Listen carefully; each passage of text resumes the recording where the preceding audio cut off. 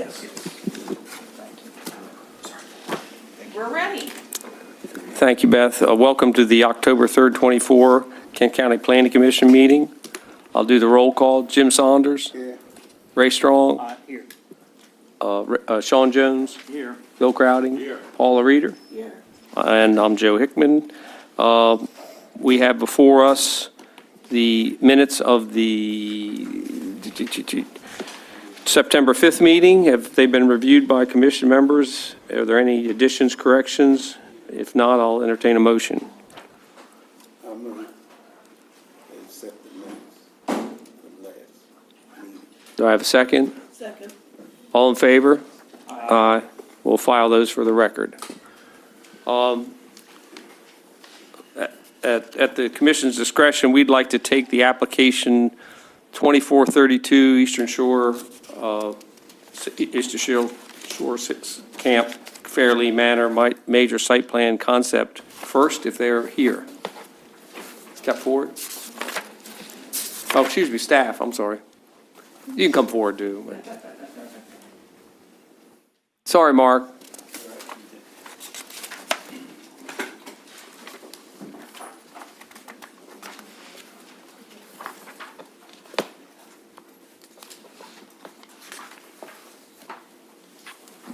Good afternoon. My name is Mark Carper, Associate Planner with Kent County. Camp Fairleigh ESSD-M Incorporated is requesting combined preliminary final site plan review for the replacement of an in-ground swimming pool and a bathhouse, all within the critical area.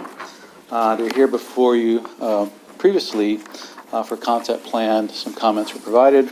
They've made some updates and present this here for this requested review. In terms of the applicable laws, the Kent County ordinance does have a set of standards by which they gauge site plans. Our comments in regards to those particular standards are as follows, and I'll probably highlight just a few of the ones I think are a bit more important in this regard to this application. First of all, I believe the proposal is consistent with the comprehensive plan. The property is served by public water and sewer. The applicant submitted a utility plan for points of connection. I believe there may be an update in terms of that effort. There is erosion and sediment control plan, stormwater management plan been submitted and are still under review, I believe. Per the Kent County Health Department, the Maryland Department of Health must receive an application for construction of the pool. The evidence is required. We received evidence of that. An application has been submitted that was presented to us after the distribution of this staff report and the materials. The property has a Maryland Historical Trust easement. Approval from MHT for the proposed action is required. We're still waiting for that. Exterior lighting seems to be sufficient in terms of over the pool, from post lighting and on the structure itself, all night sky compatible. There is an increase in lot coverage, 3,030 square feet. The buffer, through various previous permits and plans, has been determined to be fully established, so further enhancement is not required. They are proposing to add additional plantings for this as well as for the stormwater management. And we do, the Critical Area Commission has reviewed this application and has offered comments, which are included in the packet. We do recommend preliminary and final site plan approval, the following conditions. Primarily approval from the Maryland Historical Trust for the proposed activity, and then approval of the erosion and sediment control plan and the stormwater management plan. Thank you. Okay. Any correspondence? No correspondence. All right, thank you. The applicant or their reps, please come forward. Sorry about that.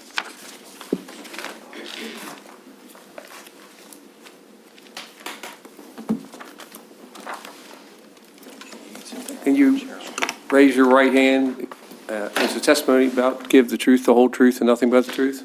It is. It is. Go ahead. Name and address for the record, please. My name is Miles Barnett, South Fork Studio Landscape Architecture. My address is 108 Cliff Road, Chestertown. Thank you. Gene Walcott, East for Seals, Camp Fairleigh, 22240 Bayshore Road, Chestertown. Thank you. Kevin Sharon, DMS and Associates, business address is P.O. Box 80, Centerville, Maryland. Thank you. John Hutchison Architecture, 302 Park Row in Chestertown. Thank you all. Go ahead.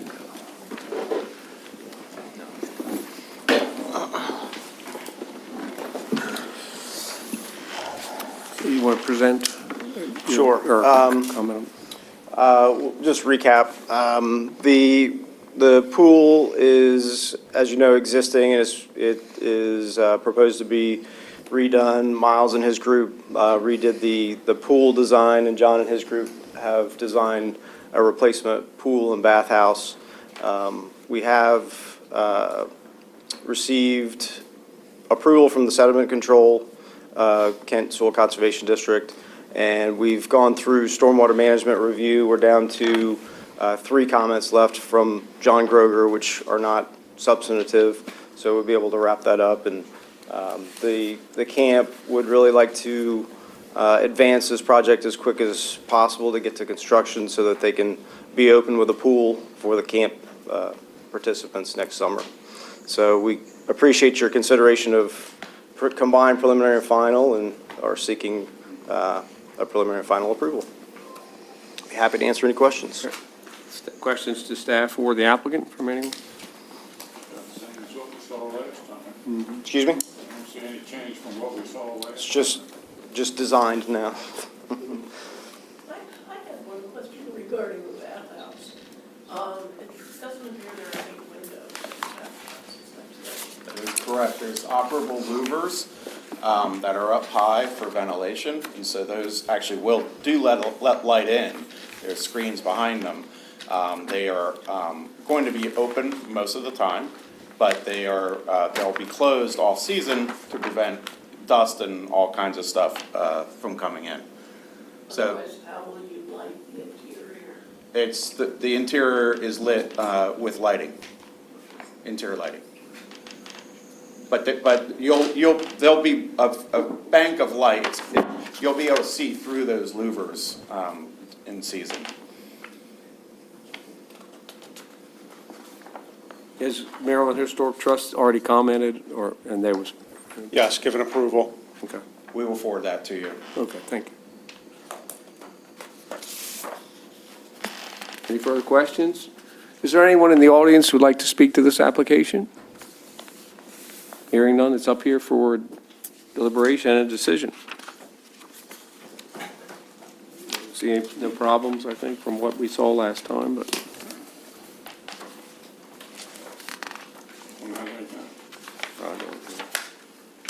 I'll make a motion that we grant preliminary and final approval for Camp Fairleigh ESSD-M Incorporated for a pool and bathhouse replacement on their property, subject to getting a final erosion and sediment control and stormwater management plan.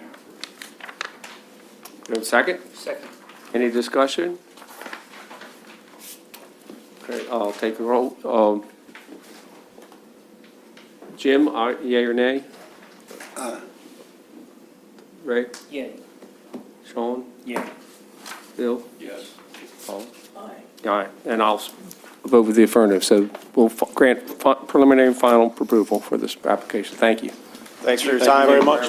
Thanks for pushing us up in the agenda. I knew, I thought you got paid by the hour. You were the one I was that still said, parking when Mark was giving his report. I'm looking, is Mr. Shane Bender here? He is not. Okay, thank you. Okay.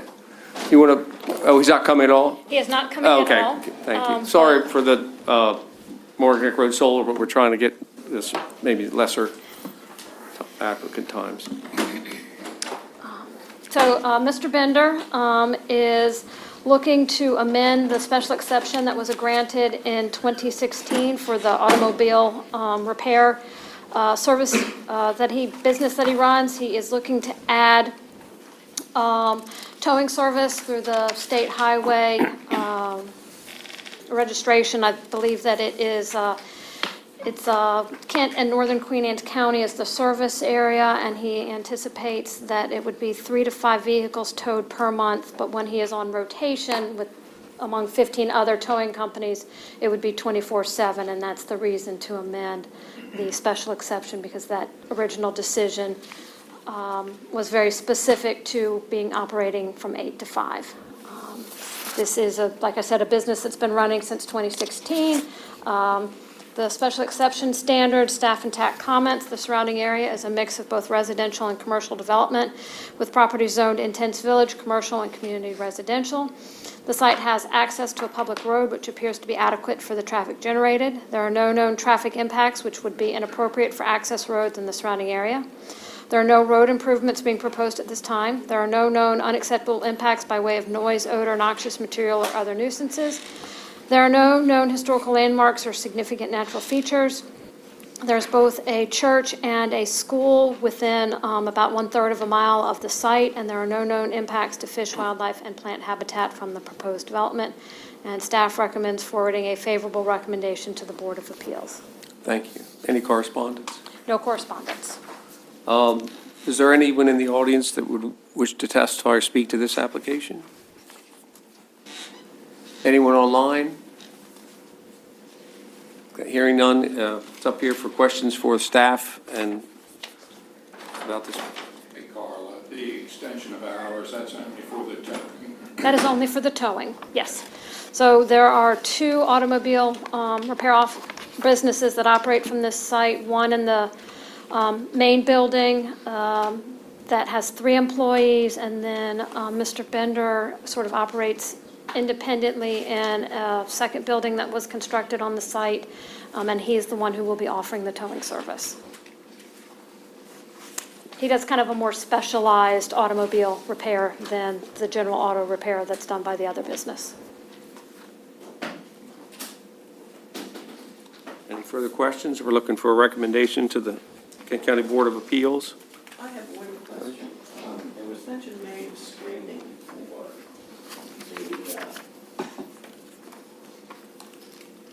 the excess automobiles that might come to a lot from the towing business.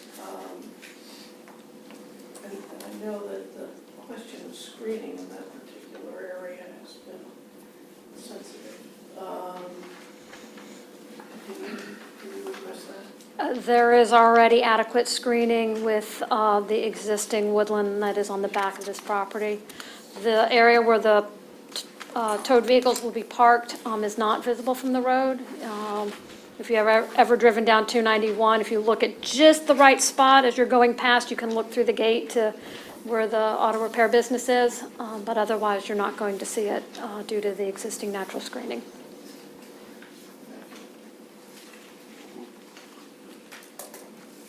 Any other thoughts, comments? Hearing none, entertain a recommendation of the Kent County Board of Appeals.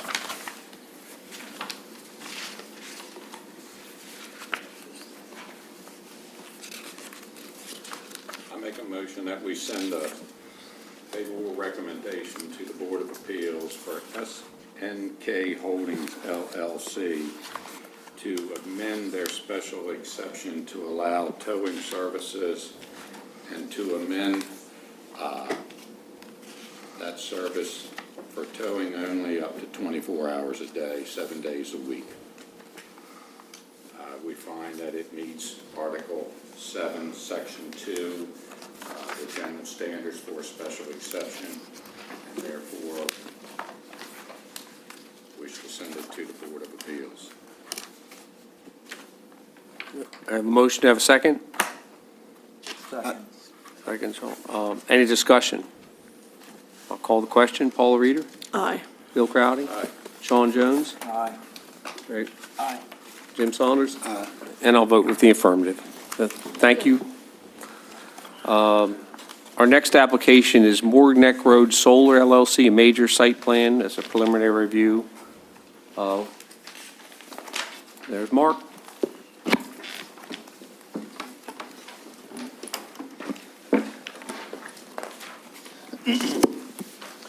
The applicant, Morgan Neck Road Solar, is requesting preliminary site plan review for proposed 240-acre utility-scale solar energy system, which has been before this commission previously. Since the last meeting in August, they provided some updates. Those include the following: updated summaries of the compliance with the CPCN conditions and countywide standards for utility-scale solar systems, an updated preliminary site plan which includes the landscaping berms, choice of alternative locations for the substation, forest conservation plan.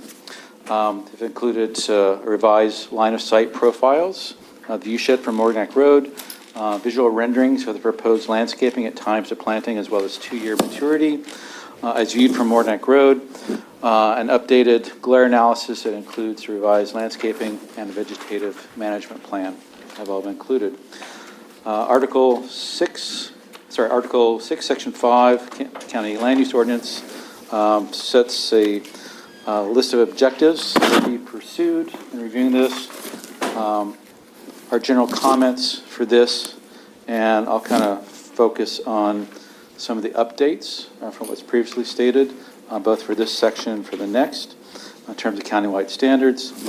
Some of the new comments I have on this are that preliminary erosion and sediment control plan and a preliminary stormwater management plan have been submitted for review. There's been updated solar glare and glint analysis report. Based on the modeling parameters, no glare will affect traffic or specified observation points. The applicant has submitted a forest stand delineation and a forest conservation plan for review, both of which meet the required standards. Recordation of a forest conservation easement and agreement will be required for final site plan approval. And the applicant held a public information meeting, submitted notes on the interview, and it's understanding the applicant is collaborating with Kent County Cultural Alliance to implement a public enhancement project in or near Chestertown as required by the CPCN. Regarding the countywide standards for utility scale solar energy systems, our comments are as follows. And again, I'm going to address the updated portions. Compliance with the county requirements for installation maintenance standards have been fully addressed. The proposed underground overhead electrical wires, which are not included in the site plan, they will be included after a decision has been made on the location of the substation. So I think this is one of the components that you'll be asked to review and provide some comment on. The updated solar glare and glint analysis has been submitted, as I stated before. This includes for height of 6 feet above ground level, and also 5 feet and 9, both 5 feet or 9 feet for trucks, drivers, and car drivers. So meet both heights in terms of glare. Preliminary erosion and sediment control plan has been submitted, as mentioned before. The applicant has submitted for stand delineation forest conservation, mentioned before in terms of recordation. Let's see here, landscaping. So the existing forest that predominates in northern eastern portions of the development site mostly satisfy the buffer standards on those portions of the site plan.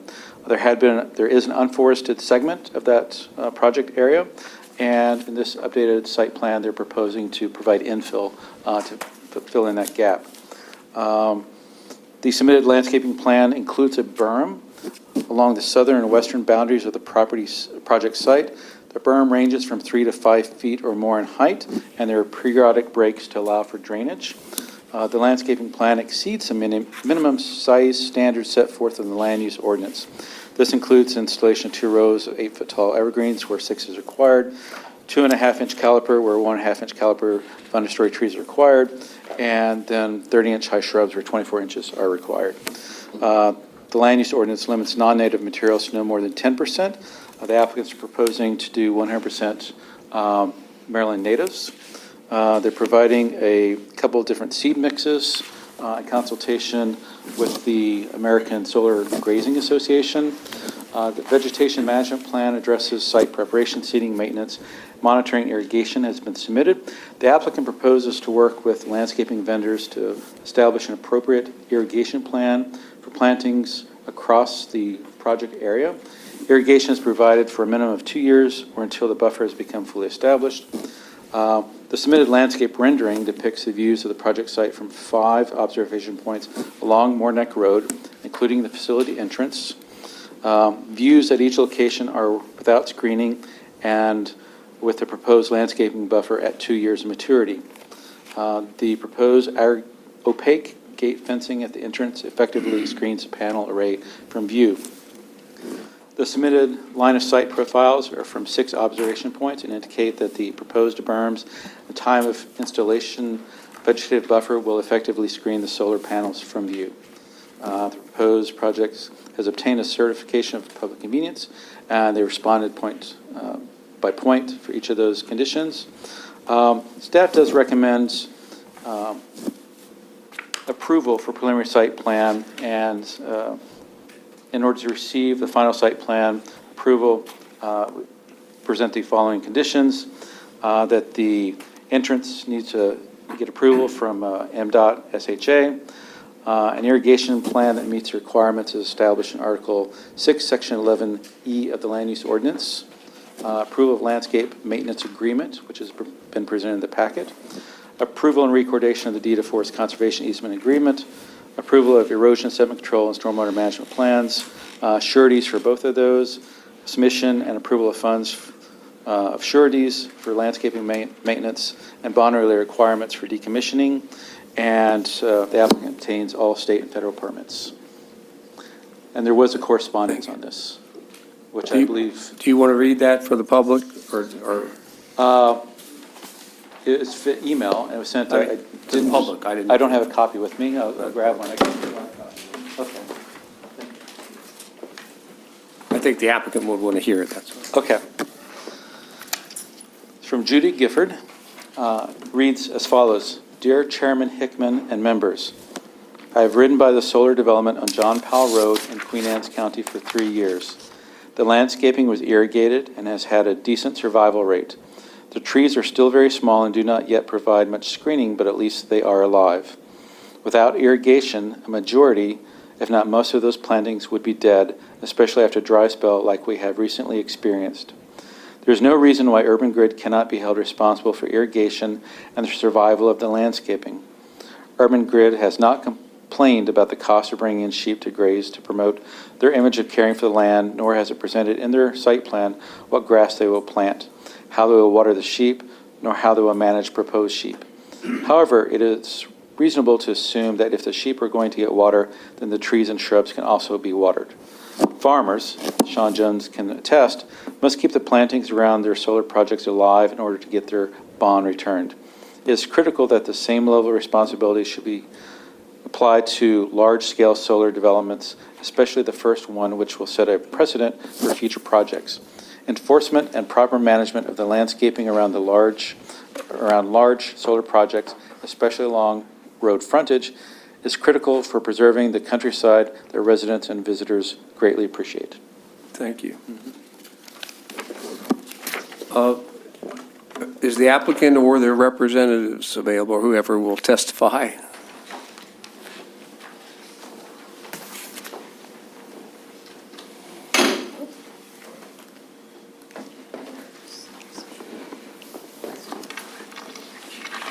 Except your legal counsel, can you raise your right hands? Is the testimony you're about to give the truth, the whole truth, and nothing but the truth? It is. Thank you. Okay, give your names and addresses for the records, please. Sure.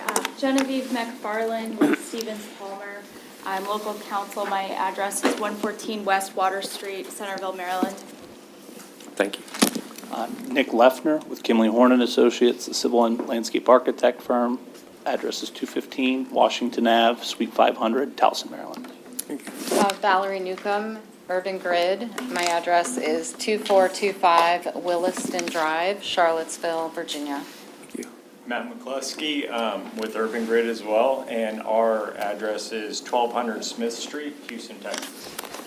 Thank you. Okay, go ahead and present your testimony. Certainly. Again, Genevieve McFarland on behalf of Urban Grid and Morgnick Road Solar LLC. We're here today, again, as you might recognize us, for preliminary site plan approval. As you heard in the staff report in red, there have been updates as we took into consideration previous comments from you all that were incorporated into the new design.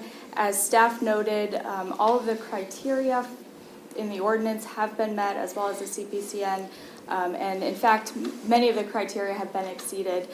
We have Matt McCluskey, Val Newcomb from Urban Grid, and Nick Leffner is going to offer testimony regarding the new site plan and kind of walk you through what our updates are. Thank you. Great. I don't know if we had kind of like a slide deck too that we could share if they put on the screen. Yep. Yeah, we're ready. Ready? Okay. Yeah, thanks again for the time. I think last time we had the kind of slide deck and it helped you guys be able to see it a little bit better than just talking through things. So we just kind of wanted to come back. I think we'll do a little bit of an overview. We did resubmit, hopefully a nice comprehensive package for you guys, kind of walking through the prior conditions of approval from CPCN and just how the project will comply with each of those. We went through the Section 11 standards and identified how the plan had been revised, so I'd say it is updated. And then likewise with the preliminary plan requirements. With it, I think, just kind of in summary, the project again is located along Morgneck Road. We've described it at previous meetings, but it's generally bounded by a perimeter fence. There's interior access drives that just have one access point out to Morgneck Road. And the area to the north is forested, and the area to the northeast is also kind of a mix of forested and open space within the critical area. So the project's not located at all within the resource conservation area, but it is within the other 3 zoning districts on the west side of the property. Let's go to the next slide. So this is just a summary of kind of the documents that we had. We'll take kind of just select pieces, but kind of everything that we'll present is from the package that we submitted for review. There's the compliance summaries. Again, that's both the CPCN, the Section 11 standards from Kent County, as well as the preliminary site plan standards. The preliminary site plans we'll kind of share. One piece that we'll plan to kind of present is we had the original proposed substation location. We've taken a little bit more time between coming back for review this time to coordinate with the engineering team to offer a second that we'd like some input or kind of feedback on. The line of sight profiles, we have updated visual renderings, and then the glint glare analysis, vegetative management plan, and the public engagement we'll talk through later. Let's go through the next one. So this is just a copy of the landscape, kind of a overall view that hopefully you can see at this scale. If not, we have a couple of slides here in a second. The green area to the north is the forested area, kind of both on-site and off-site. The hatched area is the area on-site that'll be put into a permanent forest conservation easement to provide permanent screening. You can kind of see in the north corner above the blue area, that's the small portion that we had kind of a misunderstanding working with staff before, where our property line's essentially cleared within our property. So we've added a section of landscaping up in that area to provide a buffer next to the adjacent property. Other than that, the entire blue area, I'd say, is kind of within the fence line, within the solar array facility itself. Yellow areas are, I'd say, outside of the array area, but kind of within the project limits.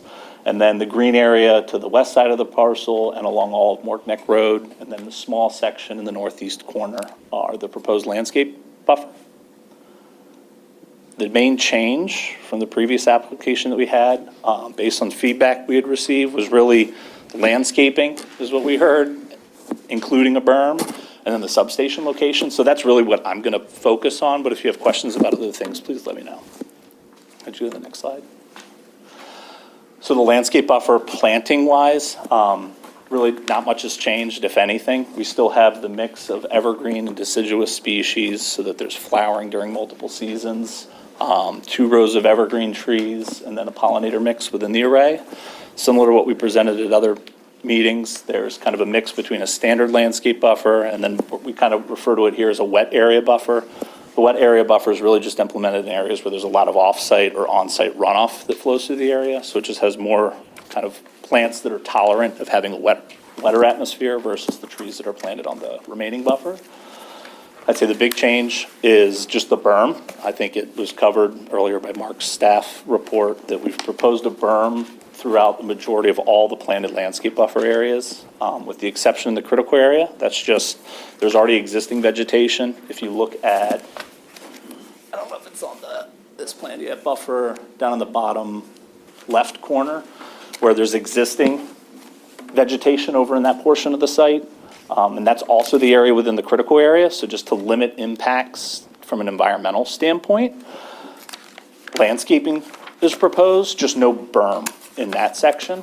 The entirety of the landscape buffer outside of the critical area along Morgneck Road and then up the west side of the site is proposed to have a berm, just based on the full 60-foot width that's proposed. The height kind of ranges between 3 to 5 feet high. Oftentimes it's, even higher than the road within portions of the site where the site's elevated above the roadway. The berm would actually kind of be realized to be higher than the 3 to 5 feet. And the only breaks in the landscape berm are provided to assure drainage, which I think is covered in section 11, just to not impact existing drainage conditions. So there's a few areas in the northwest portion of the site where off-site runoff actually flows into the site. Likewise, down along in the southwest corner of Morg Neck Road, there's a culvert there. So there's breaks provided there, and then along Morg Neck Road, there's a couple of low spots within the berm. Again, just to allow runoff to leave the site area and continue downstream. Could you go to the next slide? For the landscape buffer, we kind of gave a schedule here that includes the proposed plant species we covered at the previous meetings. In lieu of just the 90% kind of native requirement in section 11, the project proposes 100%. So we actually exceed the requirement for the amount of native species that's included within the landscape buffer. Similarly, section 11 requires just 6-foot tall trees to be proposed in combination with the berm. The project proposes 8-foot high trees, which exceeds the section 11 requirement. And the mix of species, section 11 requires no more than 25% of a single species. You can see there's a wide variety of species that have been included in it, so we'll exceed that 20, or I guess we won't meet the 25 requirement. We'll be well below that with the mix of species. Could you go to the next slide? For the line of sight profiles, I think we've shared these before, and we can kind of go through them quick. I'll just talk to the first one. We prepared line of sight profiles from Morg Neck Road into the project site. You can see we increased the eye height to 6 feet in kind of consideration of truck traffic along Morg Neck Road. We've incorporated the proposed landscape berms that's proposed in all these sections, along with the 8-foot high trees. So these line of sight profiles represent kind of an at-planting scenario. The little dashed line with an arrow on it kind of represents your line of sight. So an unobstructed line of sight, if you look over the landscape buffer, you would not see any panels. I know kind of the area on the long profile along the bottom of the screen. There's a gray area that just kind of represents any view shed within that area would be obstructed by the landscaping. The kind of white area above that dash line with the arrow would be the unobstructed view. So you can see this is taken down closer to where the proposed substation location is. You wouldn't be able to see any panels unobstructed from Morg Neck Road. And if you want to go through the next couple slides, it's more, they all represent the berm being proposed, 8-foot tall landscape buffers, and then that adjusted 6-foot eye just to show that you'd have an unobstructed view. The next one. Again, the next one. So we took a bunch of representative sections. If you go to the next one. So this is for the substation location. Option 1 was the substation location that we proposed, and I'd say for the purposes of kind of asking for a decision at the conclusion of our presentation, option 1 was like what was proposed, having heard feedback at the last meeting for considering alternative locations. We proposed option number 2. We kind of covered it in the last meetings, but just to kind of revisit it, that at the time of kind of the project inception or like initial design, the project is interconnected with the local utility. So there are some standards that the utility has regarding just some of their equipment design and safety standards, where their preference is to have the substation as close to around 500 feet away from where the existing substation would be located, which really drove the location down in this southwest corner of the project. Then through the CPCN process with the state, that substation location was maintained. So the final interconnection agreement and kind of engineering design happens during the final design of the project. But that's why it's located down here. So we came up with alternative number 2, which I think moves it further away from a residential property on the west side of the property, but it does kind of locate it a little bit closer to Morg Neck Road.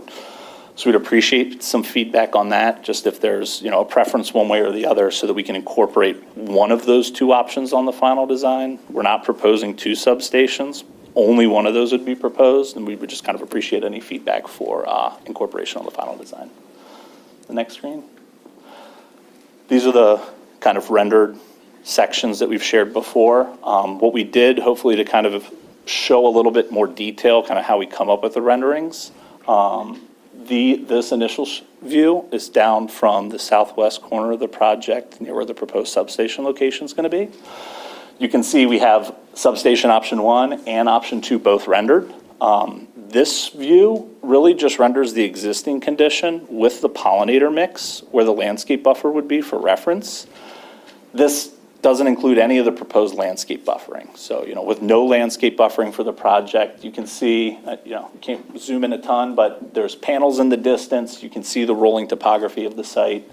The option 1 location for the substation, you actually can't see it that great. There's just a couple of poles that go up in the air because of the topography along Morg Neck Road in that location. But you can see over on option number 2, some of the equipment on site, just where the substation would be located. So if you go to the next slide, this incorporates that once the landscape buffer's planted at the 2-year growth period to show that none of the panels are really visible anymore. The substation location, we talked about at the last planning commission that the substation equipment is a lot lower to the ground, but there's safety poles around the outside for lightning protection.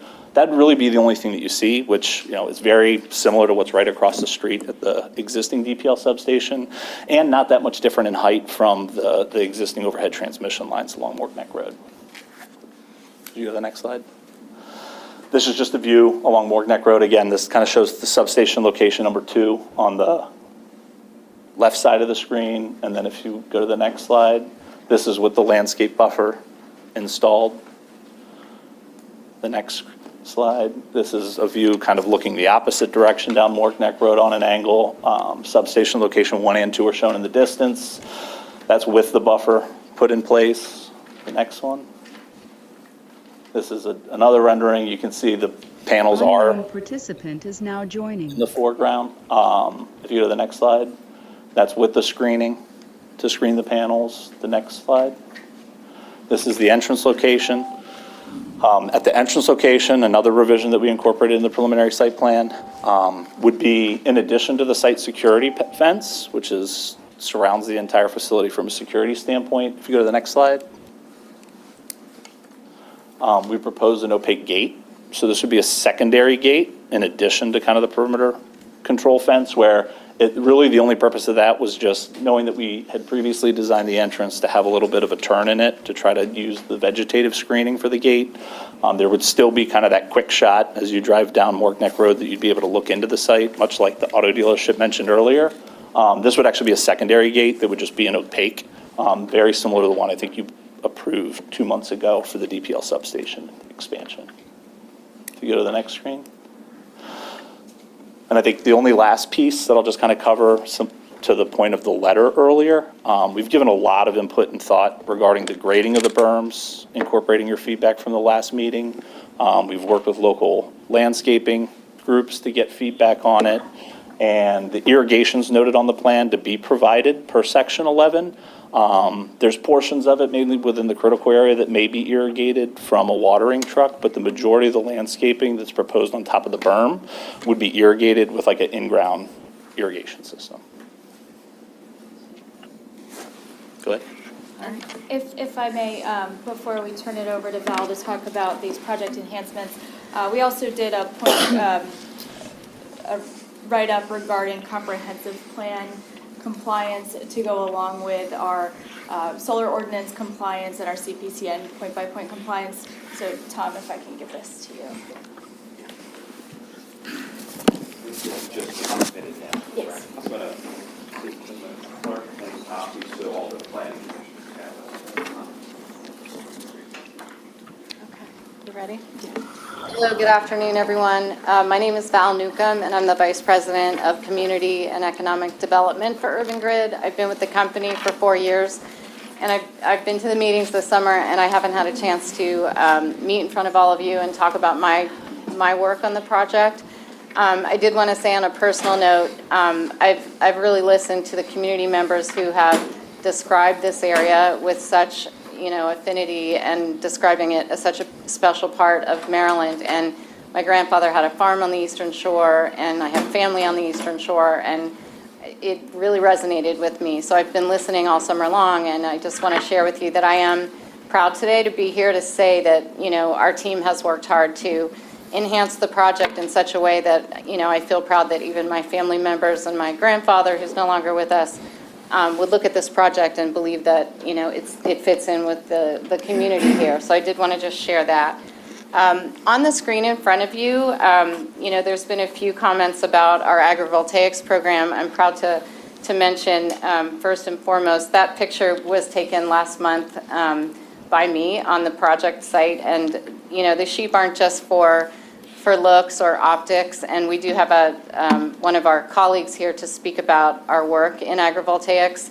The CEO of our company pioneered agrivoltaics at a company called Silicon Ranch, and when Urban Grid began building projects, it was important to us, and we're very intentional about it, to graze on as many projects as we can. And so we can talk more about that program as the day goes on, and we have our speaker here. But we do plan to graze on 75% of Morg Neck and incorporate pollinator meadows and beekeeping on site. And some of the interesting aspects of that is we have, set up an apprentice program. Urban Grid has one operating project today in Southern Virginia, and we have a local farmer who does all the grazing, and we incorporate other farmers, beekeepers, who want to be a part of, the process, learn about it, and we can turn the reins over to them. And so that's kind of how we get things started. But it is an intentional process. It wasn't brought in at the last minute, and we can share more details about that. Some of my work specific to, Urban Grid and our projects, we want to reach out to community organizations, nonprofits. We've been doing some work in Kent County for the past 2 years, working with Washington College in their environmental group during Earth Day. We've done a few grants. We've worked with the United Way here in Kent County. But very recently, we've been working with or talking to the Kent Cultural Alliance, and the update since our last conversation with you all, and there's some notes in the packet that you received before the meeting today, is that we did, sit down with them and had a good conversation about the idea of an art installation to take care of the CPCN requirement for the cultural amenity. And the language is a little bit vague, and so we were brainstorming with them as a group. They wanted to put it in front of their board. We may actually have a member here from the Kent Cultural Alliance because we were just messaging this morning. Their board has more questions. They will feel more comfortable when you all have signed off on this next phase of the plan before we can go any further. And we do have a very, bare bones rendering of what we are thinking about. But I did want to let you know that the conversation is moving along. We do want to, deliver on this idea of the gateway, the entrance into Chestertown along this stretch of road. And incorporating art is going to be their job to help us with that vision. So we do need a little more time, but I'll show you the rendering on the next slide. And before we go to the next slide, just one more note. Another part of my role is to manage our giving program at Urban Grid.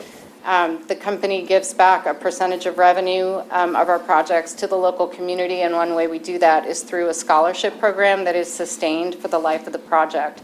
So every year for Morg Neck and Kent County, 2 public high school students who are planning to go to either community college or a technical vocational school will receive a scholarship from us.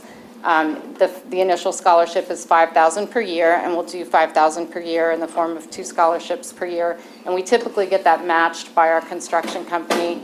And I know our partners, DebCom, are here today, and they have committed to matching in the first year. So it would be $10,000 in the first year. And although that seems like a drop in the bucket, in our first 5 years of our program at Urban Grid, we project to give out about $225,000, which helps 80 families afford college, and specifically designed to get kids going to community college and technical schools for the workforce development. And they don't have to major in solar engineering. We'd love them to, but we encourage technical careers and careers in engineering and energy at large. If you'll go to the next slide. So as I said, this is a little bit of a bare bones rendering that our colleagues, Nick's colleagues, have put together for us. We wanted to kind of give a sense of place, for you to have something to react to. We would love your feedback. But, are we talking about, kind of a gateway to Chestertown, signage with some artwork around it, plantings that will obviously be blended into the landscaping plan that we do? As far as the wording, we picked up on the signage and the fonts and everything we see around in your beautiful town here to just do this first pass rendering. It could say Gateway to Chestertown. It could just, evoke historic Chestertown, which is on some other signs in the area. So we have just, plotted this as a point for your reference. And a next step with your approval today, what we're hoping to do is to sit with the Kent Cultural Alliance and further render this, get some thoughts. They want to, hear more from you about next steps before we can share anything, any designed art. Obviously, grants would be distributed to bring artists on board to help bring that to life. The last part of my talking points here is kind of the other side of the job I do and some of the work I've been doing, in the past 6 months. When we know we're moving a project forward for construction, we start to really look at the community, the workers who may be available, the hotels that may be able to accommodate the hundreds of workers who will be on site here. And so I've been talking to, your businesses here in town. Some prominent family-owned local businesses are very interested in working with us. We have a speaker here today who will attest to that. Literally right across the street from the project, there's a family-owned construction company. We are actively vetting that firm to see if they would be able to take on work from DEPCOM when we need subcontractors who are very local. So it's my job to kind of assess some of that and work with our team to, help bring those folks on board. It may not be anything you all ever know is going on or hear about, but that's some of the work we do to ready the community for this major project. And, during the operations, a lot of people will say, and it's true, these hundreds of workers who build the project, they don't have jobs on our project afterwards, but there are a number of jobs that continue, and the lift among the local businesses does continue, and we have seen that in other projects that are under construction. And when we're operating, I mentioned, some of the farming and, grazing opportunities that come to bear. So I'm happy to answer any questions on that front, but I think I've taken up all the time, and thank you for listening. Thank you.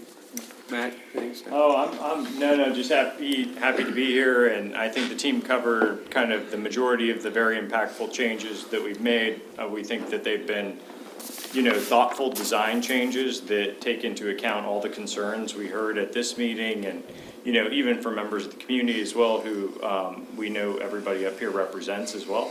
So I think that, what I wanted to is, Val, to have time to talk about some of these other programs that we work really hard on, we pride ourselves on, but maybe we don't tout enough, but these are the things we do that we think define us as a company, and we want to make sure that the project, once built, looks good, right? Something that we would want to see ourselves in our own communities, in our own homes. So thanks for the time today. Happy to answer any of the questions.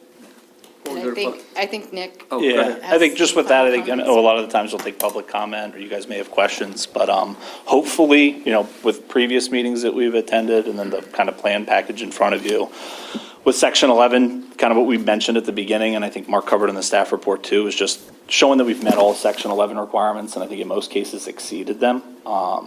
Regarding the setbacks, we have 200-foot setbacks at a minimum. In most cases, the setbacks from adjacent property lines far exceeds 200 feet.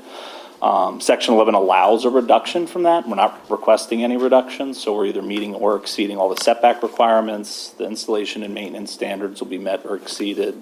The landscape buffer, full 60-foot wide buffer is proposed around the western and Morg Neck Road side of the project. Section 11 allows a reduction down to 50 feet. We're not requesting the reduction. We're proposing the entire 60 feet, which meets the requirement. Likewise, we talked about the native species, proposing 100% native, whereas the code could allow 90, so we exceed that requirement.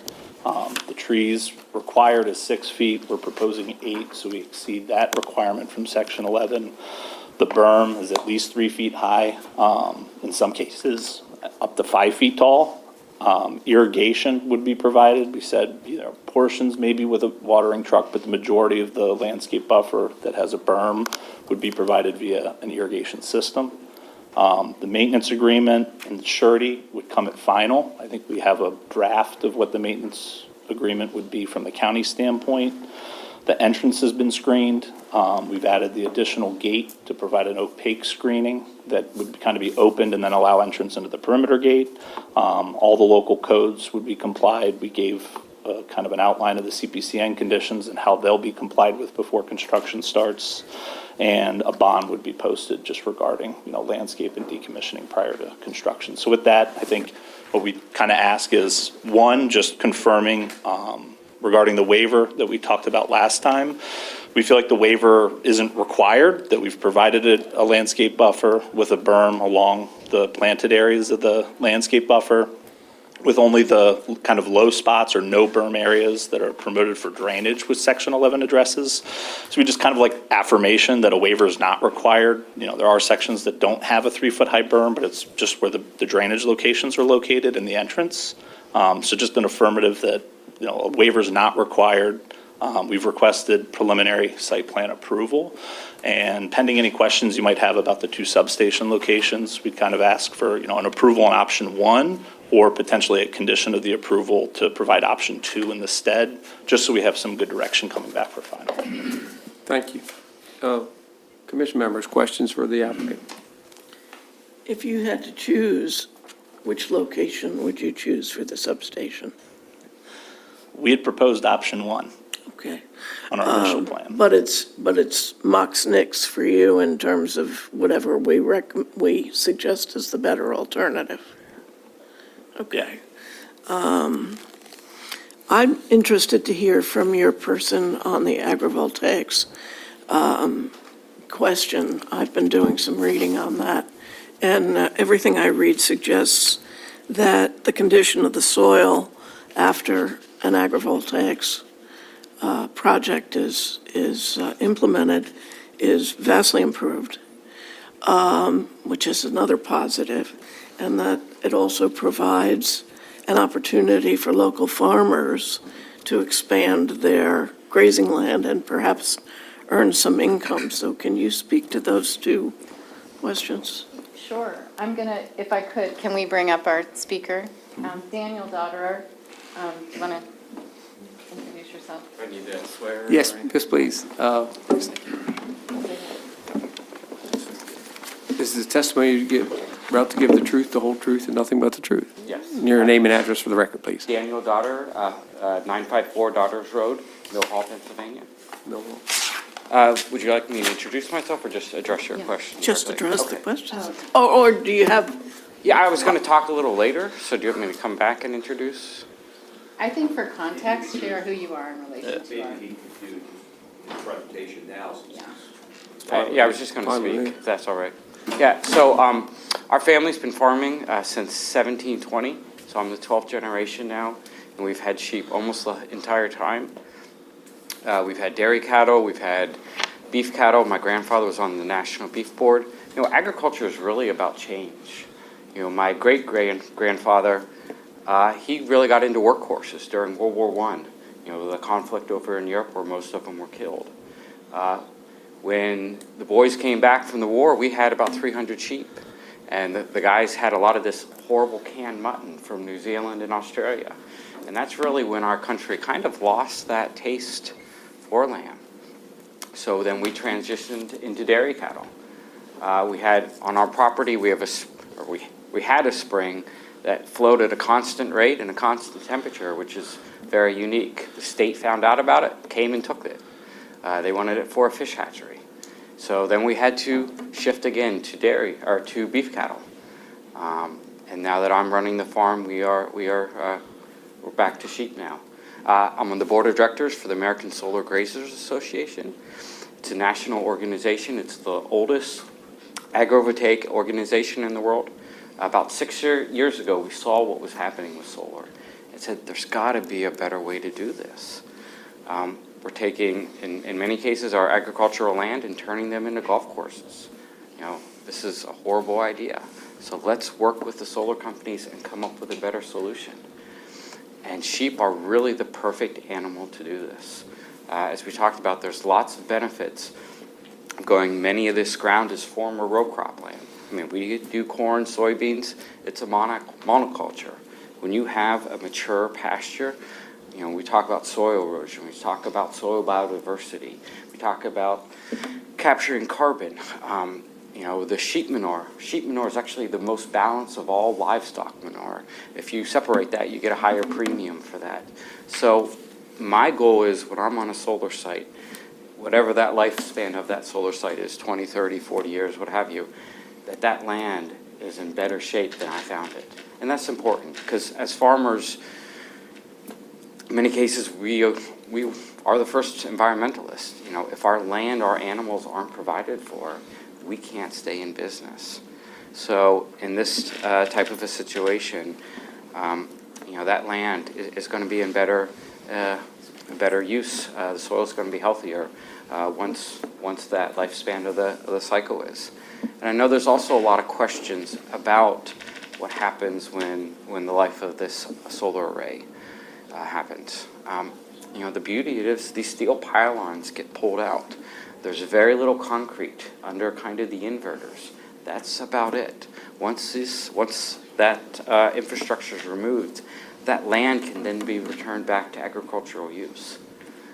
That's kind of the beauty of it. I don't know any other type of development. Well, whether you want to talk about housing, truck warehouses, which is a huge problem on agricultural land, you know, once that land is gone, it's gone.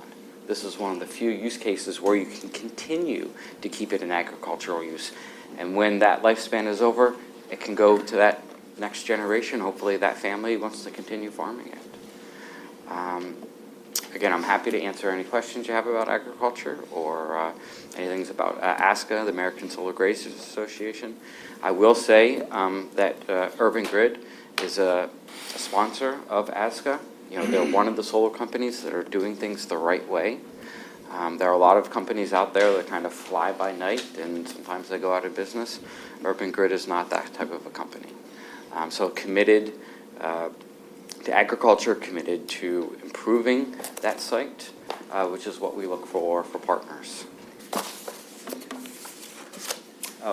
Some of the solar sites I'm on right now is for the state of Pennsylvania and Penn State University. You know, those sites are held kind of to a higher standard, I guess you'd say. We have tours there all the time. About 6 weeks ago, I had the Secretary of Agriculture there for Pennsylvania. He's never been on a solar site before. We had Representative Glenn Thompson. He's the chairman of the House Ag Committee in Washington, D.C. We had him on. He's never been on a solar site before. Let's get on a site. Let's have a conversation. Let's address some of the misconceptions that are out there about solar, and let's talk about the economic impact. Let's talk about the local ag economy. Let's talk about keeping this land in production. You know, this is real production agriculture. This isn't just, hey, let's put a couple sheep on and call it a day. You know, I'm working with the Maryland Extension, again, on the forage. You know, this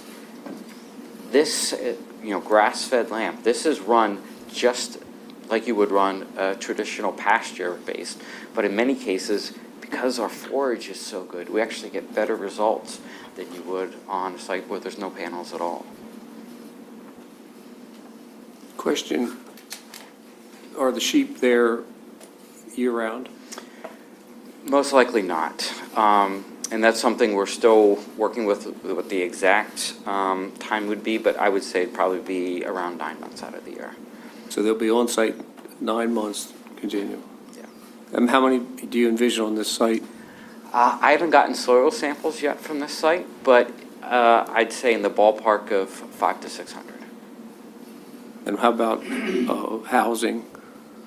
On the site? Mm-hmm. The solar panels offer more than enough housing for the sheep. They love it.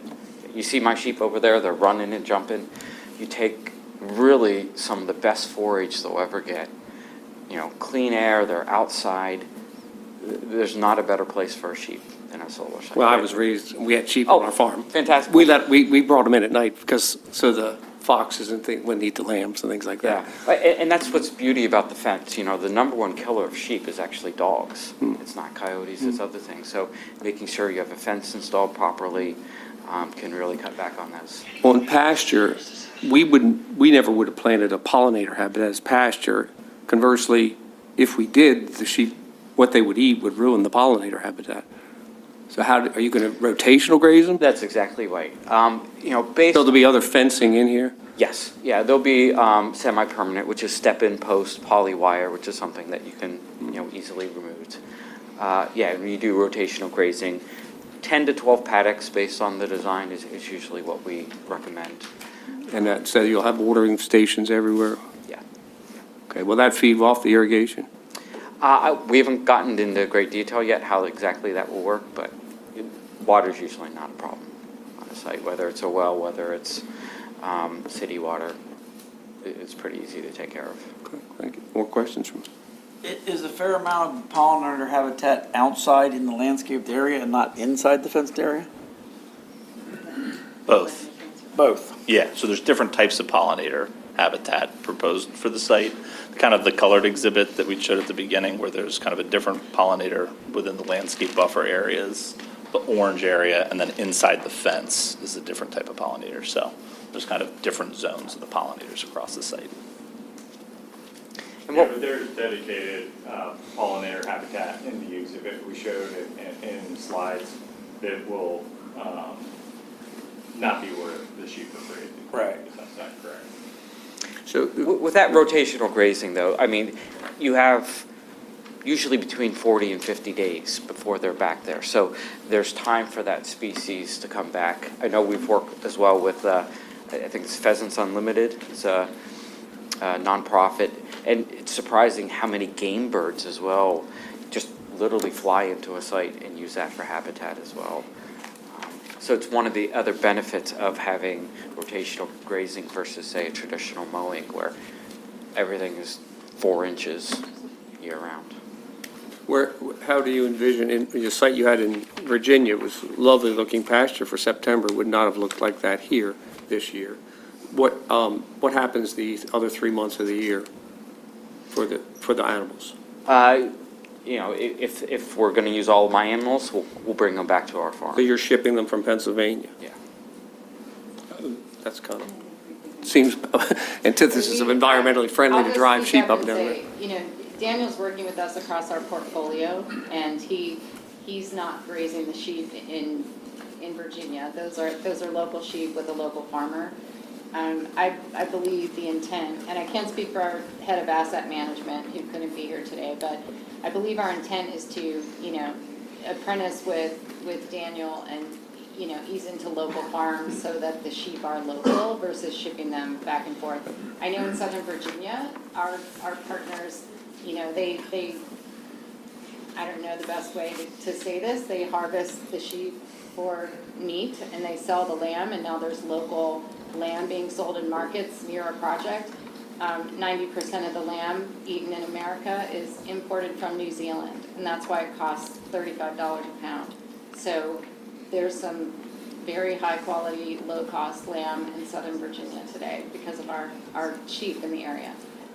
So the details, and this all installs after the project is built, keep in mind after the grass has begun to grow, is a ways off, at least a year and a half off, so we don't have the detail on where the sheep will be logistically. But I know Daniel is consulting with our team, and we're also vetting, you know, who can do this work locally, that we can train up and onboard. It's new to some communities. Thank you. Other questions particularly for our agrivoltaic person, or any of the other members of the panel? Good. When you met here before, what's your name? Nick? Nikki. I asked you a question, and I got an answer today. And the question was, what are you going to do for King County or the people that's here? I got that answer from her. She told, what you stated was that you was offering scholarships, correct? Correct. And that was, it's going to be scholarships every year Correct. to the local school system Correct. from $5,000 up, you said? $5,000 per year. $5,000 per year. So that is going to benefit some young people in this county. You answered my question. I'm glad you did. Thanks. Any other questions for the applicant? I have one question. Maybe I misread the plats, or my eyes are bad, or can't see, but where is the irrigation on the berms? How does that delineated on these plats? They're not delineated on here. So regarding the irrigation, we've kind of been working with landscape contractor. We talked about all things from watering truck, which I do think, I think the contractor feels too is feasible just because of the amount of space we have along the berm between the project area. We discussed doing temporary irrigation, like drip irrigation, that you lay lines and kind of like snake it between the plants on the berm. We went away from that, just the logistics of having to still mow within the buffer as it's being established. Kind of an at-grade drip irrigation system wasn't the way to go, so it would be an irrigation system design. And on other projects, they're usually kind of, I'd say, zoned, where there'd be maybe a small well within a portion of it, and then an irrigation system underground for the balance of the berm section. So there's no a percentage of how much of the berm would be, or where there are trees, be irrigated? The intent's the berm section of the landscape buffer. So there's the small corner, kind of in the northeast corner of the property, the small section of landscape buffer that we added in response just to planning's comment. And then the section within the critical area where it's native species, those areas would likely just be irrigated with a water truck, but all the landscape buffer in the berm section, which is the whole west side and Mork Neck Road up to the critical area, would be irrigated. And what, again, was the reason no berms on the eastern side where those houses are? Is that? A mix, kind of two reasons. One's just environmental impacts. That's the area within the critical area. So just having additional soil disturbance that much closer to the waterway of the Chesapeake Bay. And that's an area where there's existing vegetation along the adjacent properties that we're proposing to maintain. So grading up against them, you can actually, have to clear some of them, maybe impact the root and actually kill some of the existing vegetation. So along the area in the critical area and that far kind of east side along Mork Neck Road, there's no berm proposed in the critical area, but we're proposing the same 100% native landscape plantings. Thank you. Other questions for me? I just had one confirming question for Valerie. In the write-up, it talks about the Gateway proposal and puts a $75,000 commitment from Urban Grid to fund that project. Is that accurate? Yes, that's correct. Okay, so that's another $75,000 to the community. Yes, and that is correct. And we shared that plan for that grant fund with the Kent Cultural Alliance and had a pretty frank discussion with them about it. That would be a very large grant for them to implement. That's another reason why they weren't really quite ready to commit or write a vision statement or anything like that. They really needed to discuss what that would mean for the organization. But that fund is still there, and that's the next step for us to figure out exactly how that's going to be implemented to cover the cost of the work that goes into that installation. I'm sure they're thrilled. And I It think, was hard to tell. yeah, part two, just getting the feedback from the initial one, like we wanted to include in the presentation, just that they're, aside from the kind of that effort of incorporating art into it, that there's the opportunity to provide a signage. So we wanted to kind of say, there's conversations continuing to go, that there may be an update at the final site plan review. But for now, like, a monument sign is an easy opportunity, something that we can control. And so we've kind of put together the rendering and showing the location kind of on the farther southwest corner of Mork Neck Road. Thank you. Is there anyone online there that would wish to have questions or statements about the application? I see two numbers that may be I don't know if they're representatives of your guys or. One is actually our pollinator beekeeper Okay. partner. So Allison, if you're on. I'm here. Yep, if you have a brief statement talk about your work, is fine. Yeah, sure. My name's Allison Wickham. I'm the founder of Tiller Pollinator Company. I'm a professional beekeeper, and we also install and maintain pollinator habitat. Used to be mostly privately for landowners, but as solar has grown and pollinator habitats are getting incorporated, we are increasingly working with solar companies, and we're working with at least half a dozen energy companies, mostly here in Virginia, putting in those native wildflower meadows. And we also have bees on site, honeybees on site. So we've been working with Urban Grid as sort of the pollinator expert and starting to work with them on some ideas for honeybees on some of their sites, especially here in Virginia, which is easier for us. But we're absolutely willing to help as pollinator professionals, help them find the right beekeepers for the site, source those people and vet those people. And, I've been a country person all my life, and I have worked on farms, and I'm educated. I have a master's degree in soil and crop science, and I'm seeing this pollinator revolution going on in the solar industry, and it's just unequivocally a good thing for pollinators. There's no ifs, ands, or buts about it. There's no greater opportunity for pollinators than solar right now. Where else are we going to have 1,000, maybe not this project, but 1,000-acre site that's going to get converted completely to natives, including wildflowers? It's just not an opportunity that you have anywhere else. So I'm a big advocate for what's going on in the pollinator space with solar, and very happy to kind of answer any questions you have about native plants, native flowers, all pollinators, bees, butterflies, moths, birds, not Thank you. bats, but yeah. Thank you very much. All right, we have people signed up. Some have checked, I'll just go. If I may, Excuse me. quickly, No, go before ahead. we conclude our presentation, just a few housekeeping things between Mr. Yeager and myself here. I just want to make sure that the Planning Commission packet is entered in as evidence into the hearing.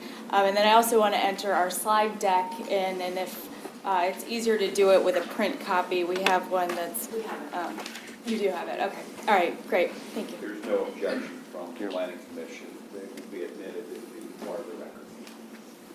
No problem. I got a Go ahead. couple questions, if I can. I want to talk about the substations and the landscape. And from my standpoint, I would prefer to see some non-native species around either one of those areas if we pick it, mainly because, we could put some fast-growing pines out there or something, or evergreens that would provide a fairly substantial screen, let's say, in a couple years, whereas, a eastern white pine or a loblolly isn't going to achieve that, at least from what I've seen around that have been planted. I just think that would screen whichever direction we go on that, and maybe enhance some around those, because I'll be honest with you, if I lived anywhere near there, one of those would worry the dickens out of me if I thought that was going to be constructed alongside of any property I owned or lived in. The ones that I've seen, and I can't state to that many of them, but the ones that are, I know they're twice as big over on Johnny Powell Road in Queen Anne's County, but my gosh, I mean, that thing has been, had plantings around it now for 3 years, and it's just like it would be sitting in the middle of this room here. And I know you guys didn't do that project, and I certainly hope that this one, the landscaping and the berms are a lot better. There's no berms over there, but there's an awful lot of plantings, and they're providing, the weeds provide more screening than those, the plantings do. And whichever way the board decides on the two options, my opinion, it would be way down the road further and out in the field, but they've got it. I just can't, maybe I just can't visually see it, and I understand from your renderings that, you're not going to be able to see it, but I doubt I'll live long enough to get that screening that you have out there. I've got some age to me. I saw on the list that white pines, eastern white pines were listed as one of the plantings. Are they native or non-native considered? Are they considered to be native or non-native? Because the white pine trees are very fast growing. Yeah. I think we have a member of the community, prominent business owner and owner of Chester River Landscaping, who probably. Would you come up if you're so prominent? He shouldn't have to introduce himself. Yeah. Stormy, can you raise your right hand? Is the testimony about to give the truth, the whole truth, nothing but the truth? Yes. State your name for the record and address for the record. Stormy Neff, 301 Clavelli Lane, Chestertown, Chester River Landscaping. Can we have your thoughts on eastern white pines and other options? So they are native, and just to back up a little bit, we had a visit with Krista and Val, the nursery, a few weeks ago, and we went around and looked at some different plant material, and to what you're saying, I think something like green giant arborvitae would be a really good idea. But I will say, my biggest thing with the solar farms is the buffer, because that's, it's got our name on it. And looking at the ones like there was mentioned in the one on John Powell, and all that stuff was put in at 3 to 4 feet tall, and, half of it's dead. And I will say with what they're proposing is like above and beyond, not only with the berm, but the 8-foot plant material for the evergreens and the 2.5-inch caliber. I mean, that's like more than double than what, is at John Powell. So I think there's a lot to be said there. I think the green giants are a great idea. Like we planted the ones over at Gillespie Precast a couple years ago, and they're huge. And once they're bulletproof, there's no problems with them blowing over or anything. So, I just think in that area it would help, not across the whole thing, but at least, it appears we're gonna have to live with one or the other. Yeah. But, white pines, loblolly pines, loblolly pines do grow very, very fast. But I'm a big fan of the green giant arborvitae too.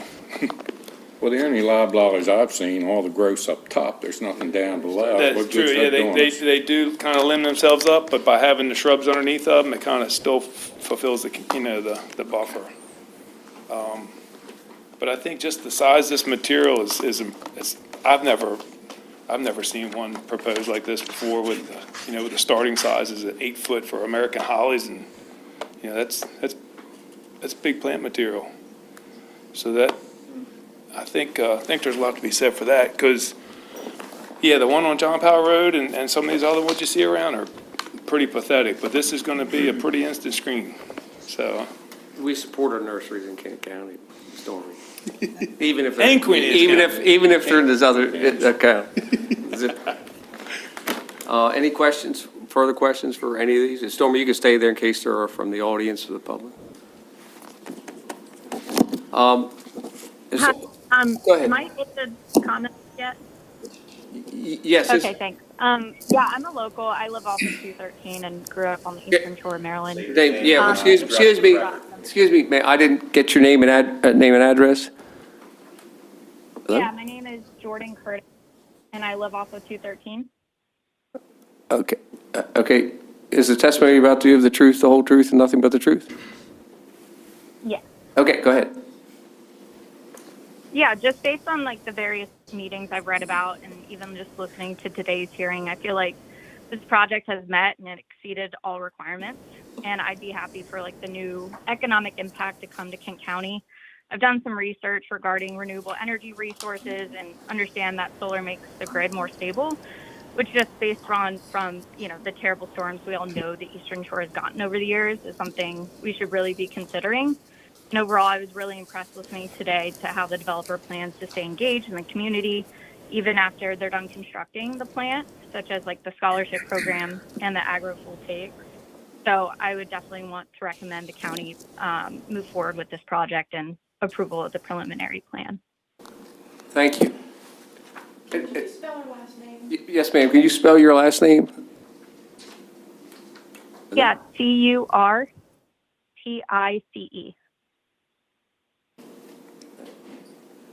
Thank you. I've got a list of people that may want to speak, but I'm not sure if Elliot? No? Well, Val Newcomb, Jeff Chang? Okay, thanks. Okay. Jane Dixon? That's me, Jake, okay, sorry. Okay, I know, I was just gonna make sure they want. There's one more there. Okay. Janet Lewis.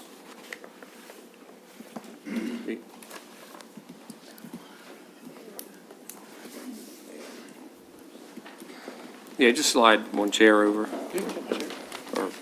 I'll go back. You,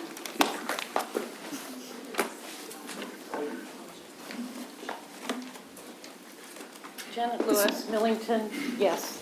testimony about give truth, whole truth, nothing but truth. Yes. Thank you, go ahead. I want to just address a couple of comments that I heard here. First of all, I don't mean to contradict Mr. Neff, is that right?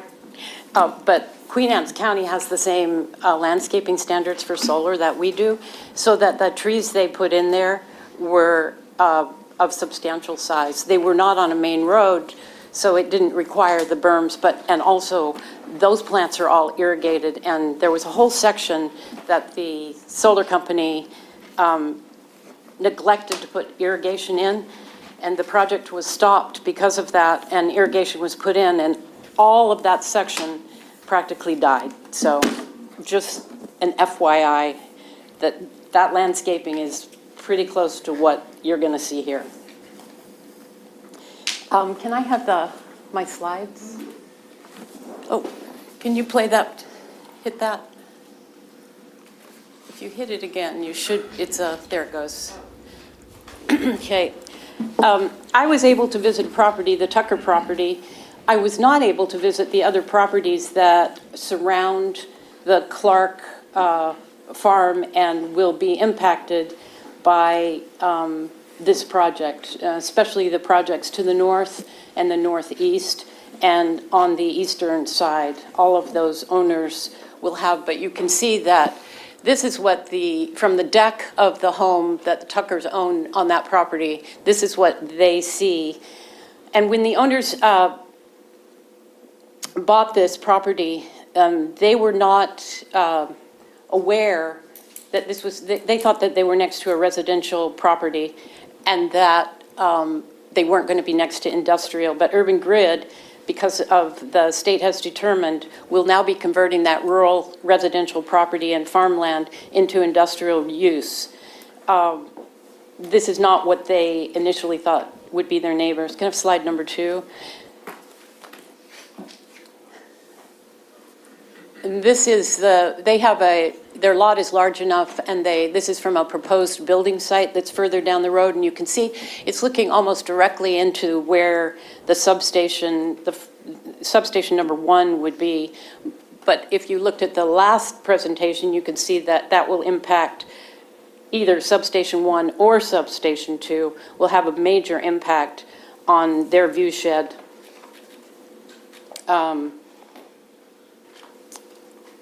There's also, Urban Grid has committed to monitoring compliance with COMAR 260203, but within that statement, that's the sound, monitoring the sound,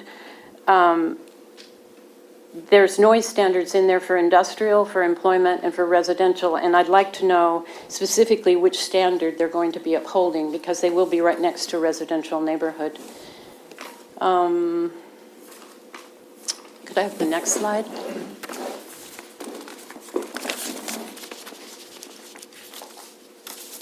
Okay. They have given us their landscaping in the slides that they showed, or at least I thought that he said, that when we get to the trees, it's at 2 years, and that this would be at 2 years. But if you look at the human scale there, the person standing there, which I assume is 6 feet tall, you'll see that it shows that the substations are barely visible. Obviously, the solar panels are quite visible. Go to the next slide. And the same thing here. you see with human scale, they're saying that you're not going to see anything. But if you look at those trees, that person is 6 feet tall, and I assume he's either standing at level or barely up onto what would perhaps be a berm. But those trees are much taller than that. They're looking at 15 to 20. So after 2 years, they're saying that you're looking at a mature landscape. It was the same complaint that I had in the last depictions that they had, that I think that this is an aspirational landscape, but not a real landscape. Can I have slide number 4? Okay, and the reason that I think that human scale is out is if you go back to the drawing of their substation and you look at the man and in relationship to the size of their substation, that substation is gigantic compared to him. And I don't think that little man standing out in the field is in proportion to what the size of this is. I just don't think it's very well put into the landscape. Can I have the next slide? The other problem that we have here is the way in which we're being fed the landscape. Here on their landscape plan, what they're giving us are berm contours, but they're only in 2D. Can I have the next slide?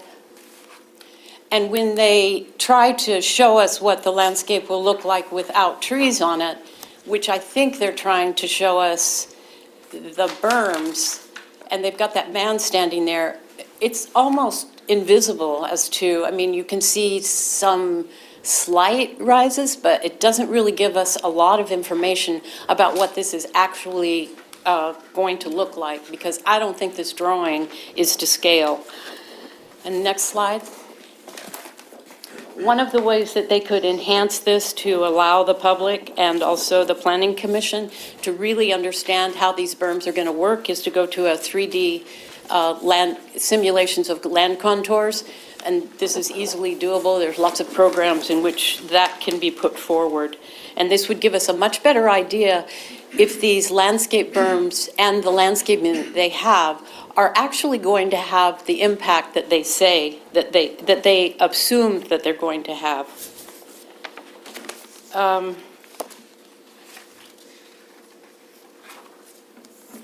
So one of the other questions I have is, I do not see a right-of-way for the Chestertown bypass on any of their drawings. It seems like that's sort of been dropped out, even though that is still in the comprehensive plan for both Kent County and Chestertown as something that they would like to see happen.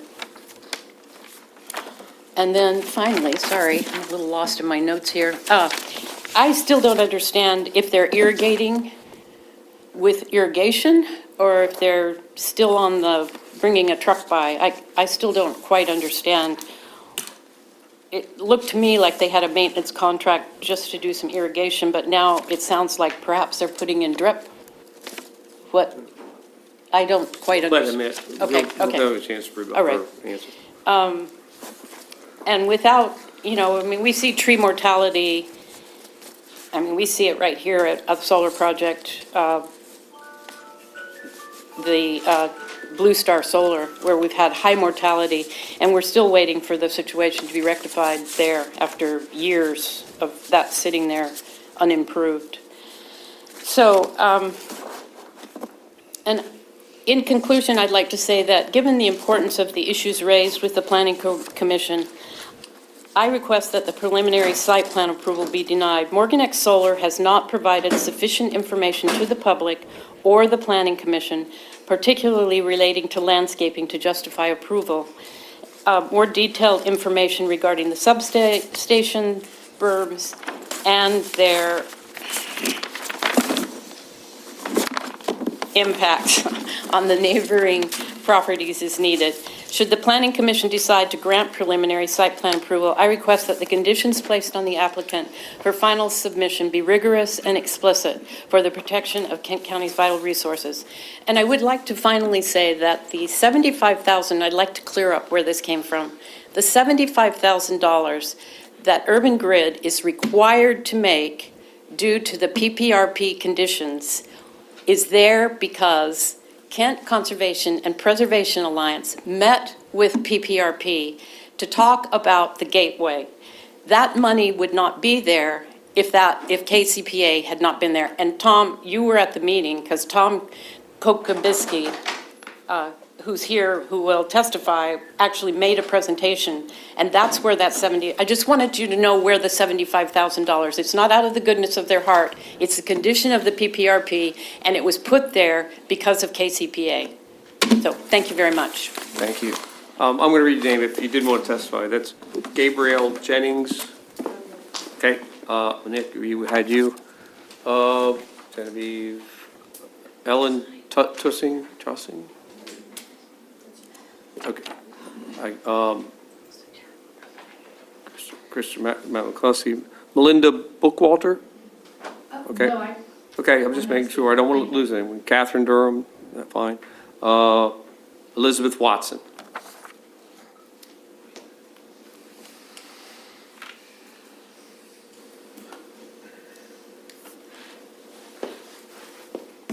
Is the testimony about to give the truth, the whole truth, and nothing but the truth? It is. Name and address for the record, please. Elizabeth Watson, 226 North Kent Street, Apartment B, Chestertown. Thank you. I would like to... Unknown participant is now exiting. Okay. I would just like to say that I endorse everything that Janet has said. I have a little bit more to add. It's very brief, but I don't think that you have enough information to approve today. The site's entrance is not adequately obscured. I do not understand why this was not done in this round of site review, since the applicant has endeavored to be responsive in several areas. This should be corrected before you approve this preliminary site plan. The solution is to redesign for a longer overlap of the buffering on either side of the entrance. In other words, the entrance just is a minor wave. You need a full jog so that you have overlap of the berm, so that you're not going to see the installation when you're driving west, assuming that the jog remains as it's drawn. You would see it from the west, not from the east. So they need to look at that. There is not enough information also for you to approve the substation in either proposed option for the final location. There is no elevation of the substation. There's a brief, sketch of it. There's no information about sound impacts. And I think this is the bigger concern, even larger concern. They're both large concerns, of the visual and the sound impact. The information on sound impacts is just not there. You should be inquiring about screening and enclosure also, particular to the substation, as a part of the visual mitigation for the installation. So the solution is to require field measurements of the area background noise levels and computer simulations predicting the impact of the substation with its exact equipment is installed. You set a noise standard and you establish a process for receiving and dealing with complaints. A possible standard is to limit the increase in sound above the existing ambient sound to less than 10 decibels.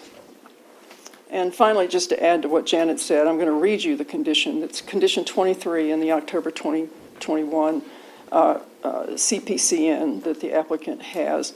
Within 5 years after obtaining a final unappealable CPN, which they have, the applicant shall coordinate with PPRP and/or a reviewing state agency, and in consultation with the county capitalized, that's it, and a representative of the local community, unspecified, develop and implement a plan for one or more public amenities or enhancements which may be located adjacent to Morgnac Road in the required 200-foot setback as a gateway into the town of Chestertown or another location in Kent County. The applicant shall engage in these required activities in good faith and shall commit to expending $75,000 to implement the agreed-upon plan.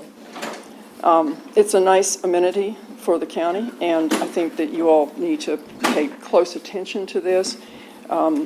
I'm assuming that the consultation with the county is read to mean you guys, the Planning Commission, and this process is that consultation, but you might want to affirm that. And that's an open-ended expectation. It's yours to decide that during the site plan review, and that you add a requirement. You've got a nice list of staff requirements. I agree with Janet. I think the landscaping is a problem, but I'm here to talk about these three things. See that you add a requirement that the applicant provide a statement of proposed intent and a work plan with a schedule for the fulfillment of the CPCN requirement. And I would also add that you should have evidence of KCA's approval of the final proposed installation, and that should be a part of this requirement as well. So that you're trying to, a little belt and suspenders here, that's all. But I'm just asking you all to consider that. But in the main, right now, I don't think you should approve the site plan. Thank you. Thomas Tucker?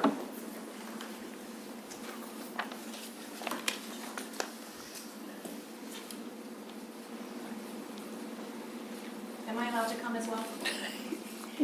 Come on up, Bonnie. Yeah, I'll swear you both in, so. We'd rather hear from you than Tommy, probably. I knew that was coming. Raise your right hand. The testimony you're about to give the truth, the whole truth, and nothing but the truth. Yes. State your names and addresses for the record. Thomas Tucker, Bonnie Tucker, 5311 Elburn Lane. Also, we have the property next door, 520 Morgan Neck Road. Thank you. Go ahead. I just have a couple statements, if I could. Option one for the substation will really affect us way more than the option two, because it's going to be right in our face when we're looking at it, when we walk out of our doors and all, and right in our space. And then also the inverter, from what I gather, is going to be a noisemaker. They say during the day. But our son-in-law, who lives in the house at 520 Morgan Neck Road, he's a deputy sheriff, and he sleeps a lot during the day. So if that thing could be moved as well, in our opinion, so that it wouldn't be quite as close.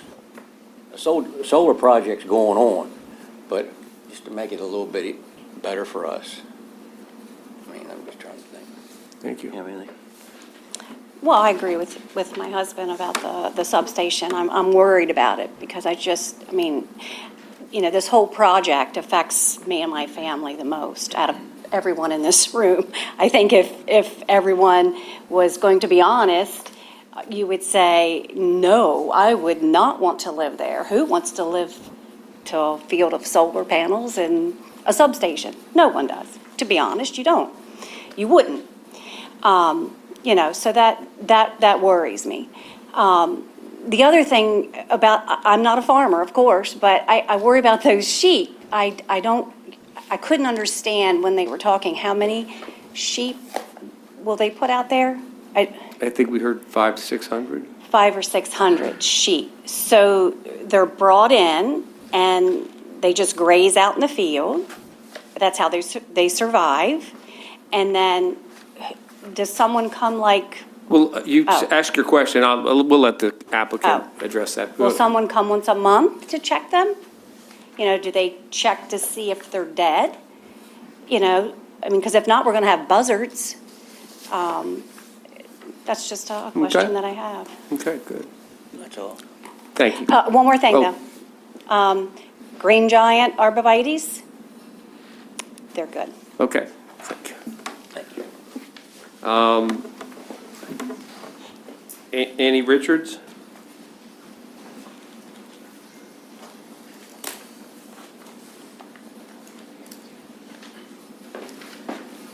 Annie Richards, 207 South B Water Street with Shore Rivers. I'm your Chester Riverkeeper. Your testimony about to give the truth, the whole truth, nothing but the truth. Yes, it is. Go ahead. Thank you all. Shore Rivers has commented on the previous plan submitted for review, and most of our comments have singled in on the stormwater impacts from the added impervious surface of the solar panels, as well as the buffer and the buffer management plan. Shore Rivers is a big advocate that the buffer be, dominated by native species with a diversity of height and root structure, in addition to native grasses. We actually, not to muddy the waters here, but would have preferred no berm. We understand why the community is asking for that for aesthetic reasons, but a berm is going to disconnect native taproots and native trees from the native soil and from the water table. And so we think that the trees are going to have that much more of a struggle to establish. we're not here today to advocate for removal of the berm waiver, but we want to make sure that we're asking that the berm be as small as possible, because if it's in the 2 to 3 foot range with the width that it is, we think that's going to give the buffer that much more chance to establish. While it will take longer to establish, those trees will be healthier, longer lived, ultimately giving a better screening.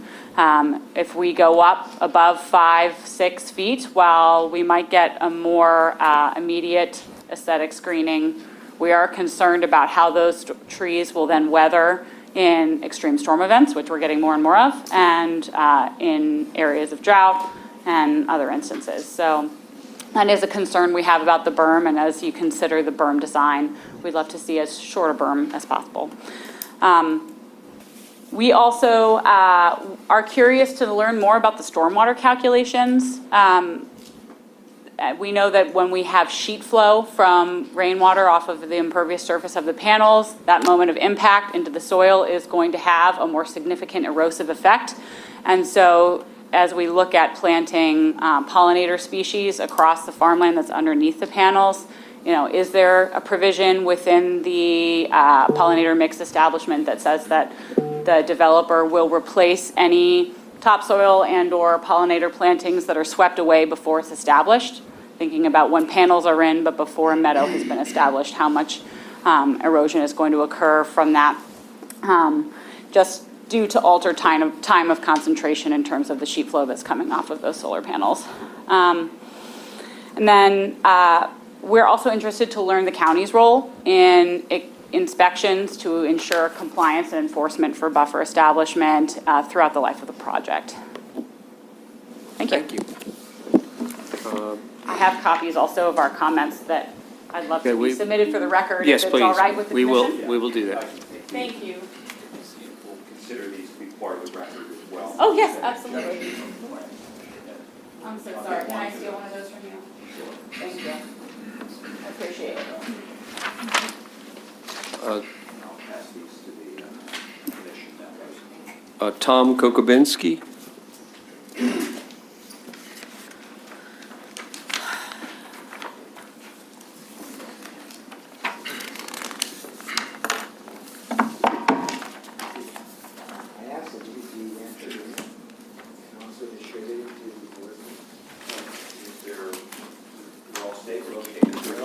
No objection from the commission members. We will accept these as part of the record on the lighting berm concept by Tom Kokobinski. Correct.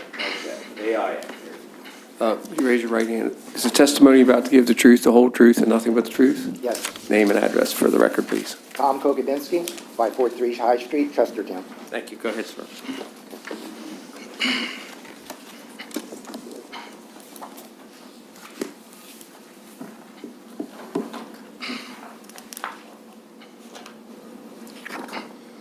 Go ahead. Thank you.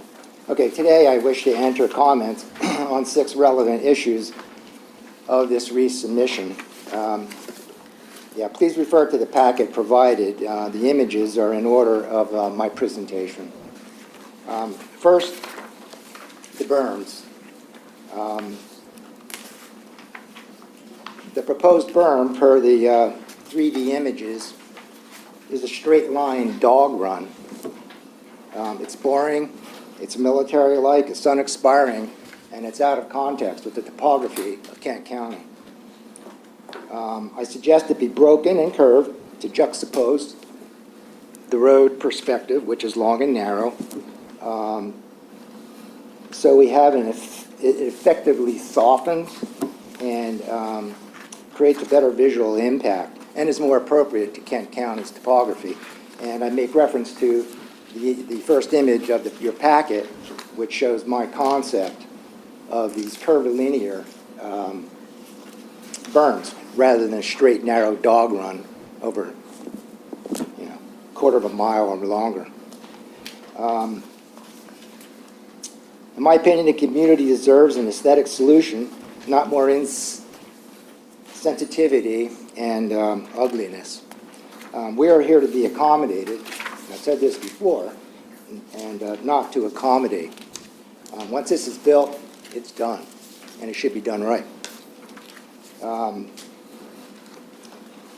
This is a reasonable request. If you're bringing out the dirt, the trucks, the dozers, it doesn't take much more to turn it into an aesthetic final result. I also question the 3 to foot high berm, which is proposed, and request to know if the applicant found that my recommendation for a 6 to 8 foot berm was not necessary. Based on my sightline analysis, a 3 to 5 berm wouldn't do the job. But I could be wrong, but I'd like to be proven so. Also, I will reiterate what I think just said. How wide are these berms?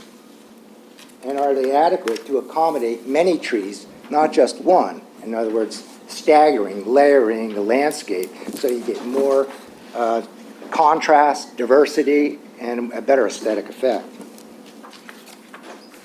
2, I want to talk about the irrigation.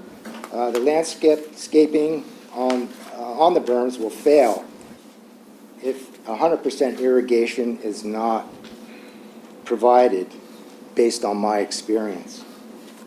And that's due to the elevated root levels as well as being compounded, exacerbated by climate change. I mean, we went through an incredibly dry and hot two summers in a row now.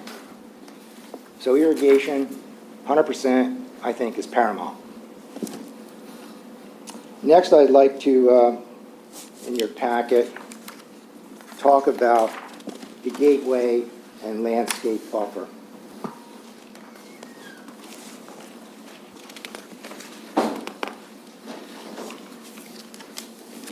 Okay, I object to the use of the $75,000 set aside for artwork.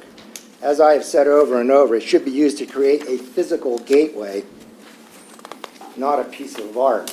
And I'm grateful that Janet mentioned to you that I was a part of the initial proposal for a physical, meaningful, relevant gateway to Chestertown. And that's what that money, in my opinion, was going to be targeted to achieve. Now, I just want to make reference to an article. I didn't give it to you, but I will provide it. It's published by the Planning Commissioner's Journal. It's titled, Gateways, Creating Civic Identity. I'm just going to read a brief portion of it. It defines a gateway. One good definition of gateway is an entrance corridor that heralds the approach of a new landscape and defines the arrival point as a destination. The goal of gateway planning is to arrange this landscape so that it rewards the viewer with a sense of arrival and a positive image of the place. And this is from a Michael Barrett, Planning Basics for Gateway Design. I'm going to continue in this article. When one approaches a city or town by car, the sequence of views from the road determines one's first impression of a place. If we think of a gateway as an entrance corridor, then gateway planning means linking the sequence of views together with common elements that give the corridor its own identity. The most important and frequently used elements is landscaping. A continuous landscape buffer composed of native plant materials can also help define the corridor. Landscaping can also provide a sense of enclosure, which accentuates the transition between the openness of the surrounding landscape and the density of the town or the city center that's about to be entered.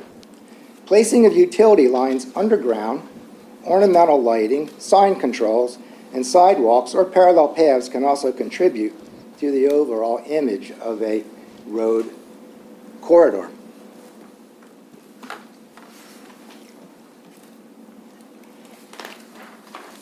So, in, I guess, summation of that one,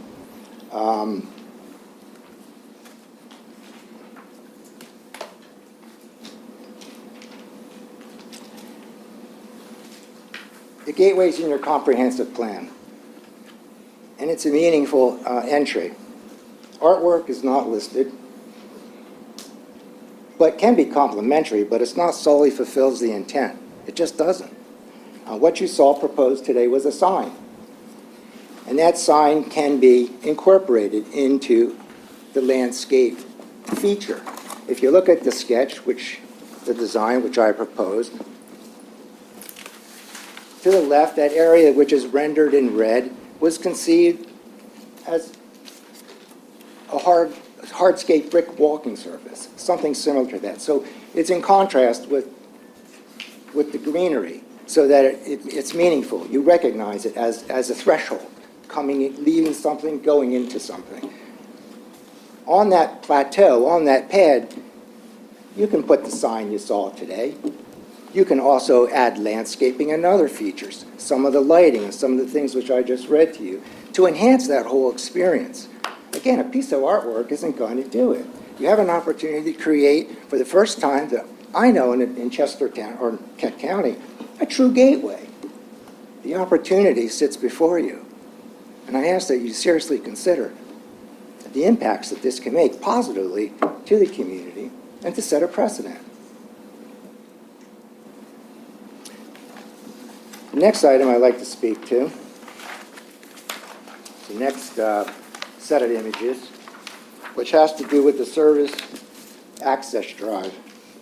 As was just mentioned by Elizabeth, a dogleg design is preferable and really works. Look at the top image, please. You'll see that as you enter, the road jogs hard to the right and then hard straight again to the left. So when you come straight in, there should be a berm perpendicular to you. So when you come in, you're facing a berm which screens the panels. Then you make a left or the right. Then you make another straight, and you're beyond the berm into the field, and you don't see the panels. Complementary to that, if you look at the lower images, the green driveways and lanes, rather than making that road pavement, I recommend it be made out of concrete pavers with grass growing in between the blocks. So it softens it, and your visual focus is not so much on that black roadway. It's also better for runoff, because the runoff percolates back into the soil. So I think what I saw can be improved upon, and I ask that you consider these improvements as well.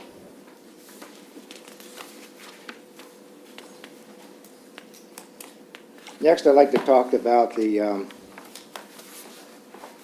substation. I ask that you have the applicant submit a series of substation 3D images to study its impact, both visually and also on the neighborhood, the adjacent area. They've done it with their landscaping, and they can do it using 3D software for the substation. It's an undefined major visual component of the development, so why is it a secret? If it resembles the current station, the new gateway to Chestertown will be two formidable and ugly vertical structures. No artwork, no matter how good it is, or even a gateway feature, can offset such a visual impact. Of the two options, I would prefer one because it moves it further from the road and from the gateway location, which I showed to you on that second slide. However, I certainly sympathize with the testimony from, I think it was Mr. and Mrs. Tucker. And I agree with Mr. Crowding that it should be moved elsewhere on the site so that it allows, satisfies their concerns and also helps to create the gateway that I think should be provided. I also am concerned about screening of the gateway, and I'm glad to hear the remarks about using native materials that grow fast to do that. However, in addition to that, I would propose, if you go to the last two images, the use of screening devices. Vines and shrubs grow a lot faster than trees. And this is commonly done. I've done this as well. If you can put up the screen network, which is a commodity, you can buy this, as your first line of defense. and have it turn into a green wall, which would be very effective and quick. I'd also like to know how high this substation is. Based on the image that Janet provided, it looks like it might have been 10 times the height of that person. Are we looking at a 40 to 60-foot structure? I think it's incumbent upon the applicant to come forth with all the relevant details. Thank you. Thank you. I just want to add that I also request that the application be denied until further information is provided, or that if it is granted, that specifically you address these relevant issues. Thank you for your time. Is there anyone else in the audience who'd like to speak to this? Step forward, please.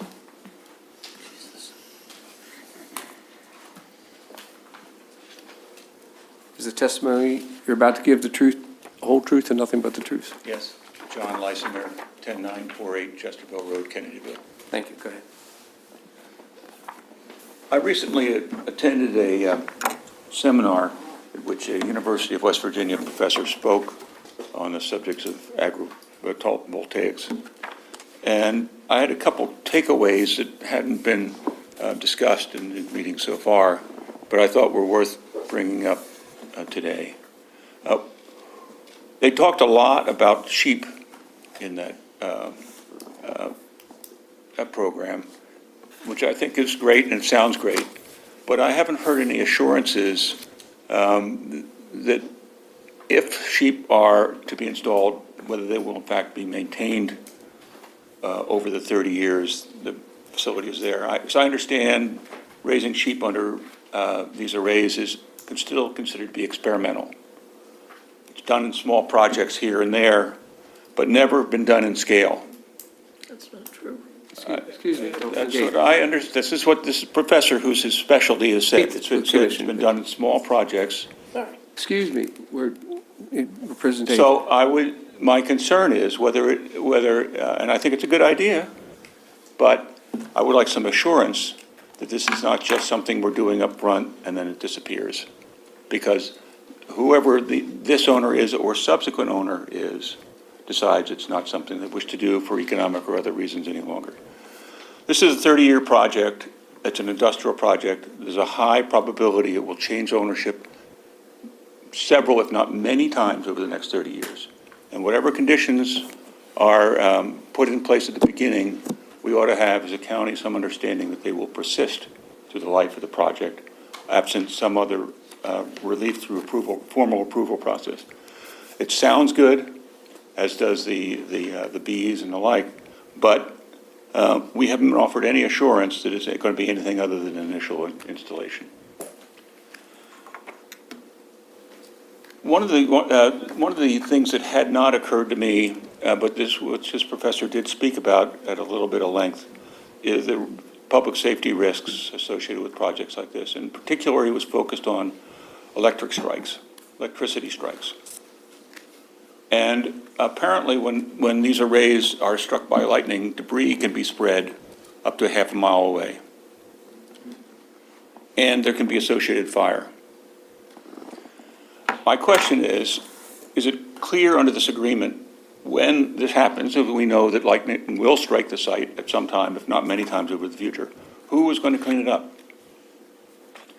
If it spreads a half a mile outside, wherever the strike is, who is going to compensate those people outside the field for damage done?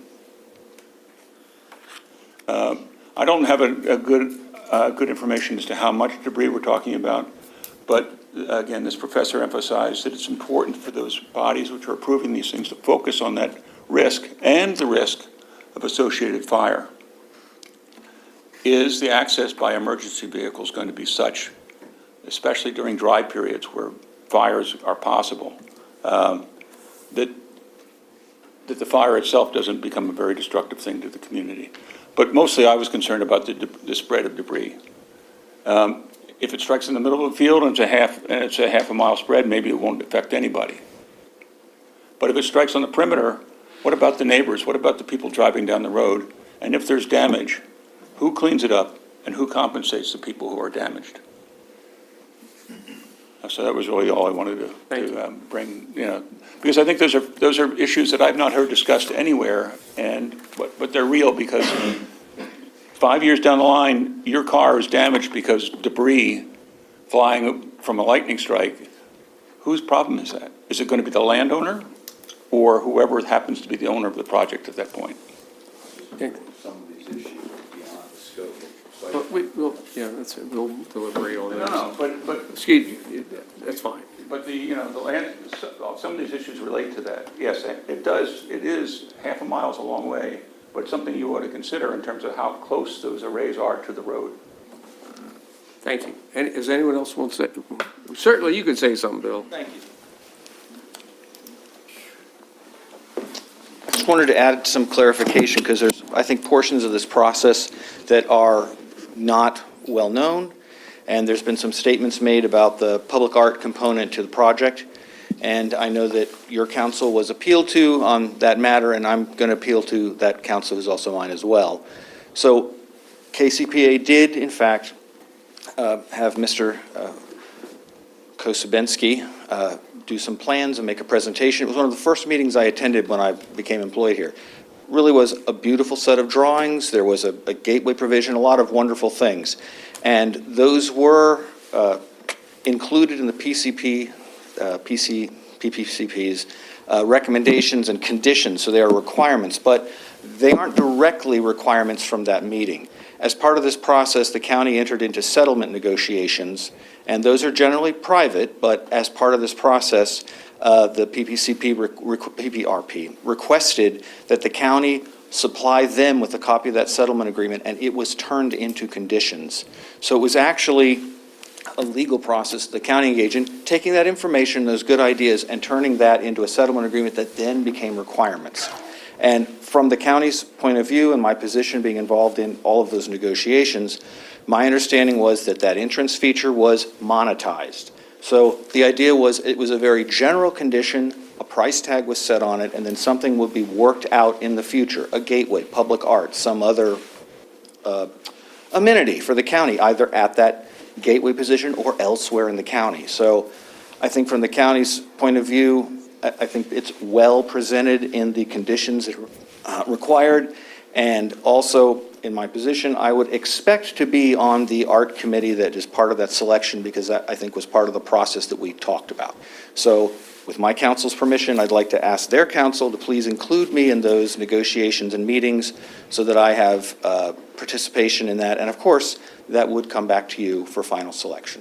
So, Thank you, Bill. thank you. There's no one else back up here for questions, comments, if the applicants want to come back up and maybe address some of the issues they heard.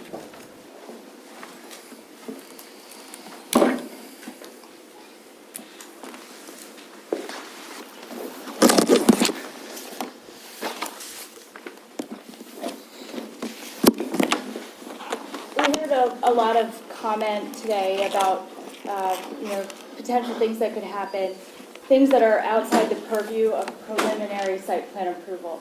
What we're here today to show you is that we have complied and exceeded all of the expectations that are set forth in the CPCN and in Section 11 in the solar ordinance.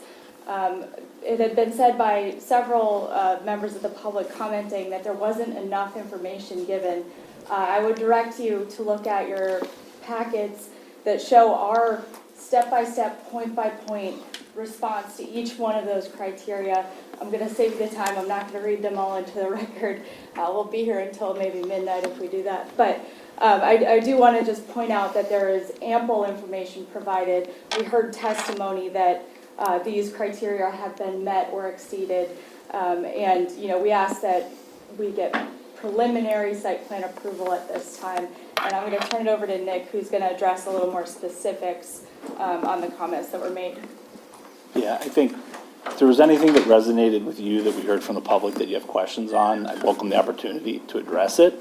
I tried to jot down just some of them as I heard them to just kind of address. I think one, Mr. Crowding just hearing, I think we've heard two things now just regarding the native species.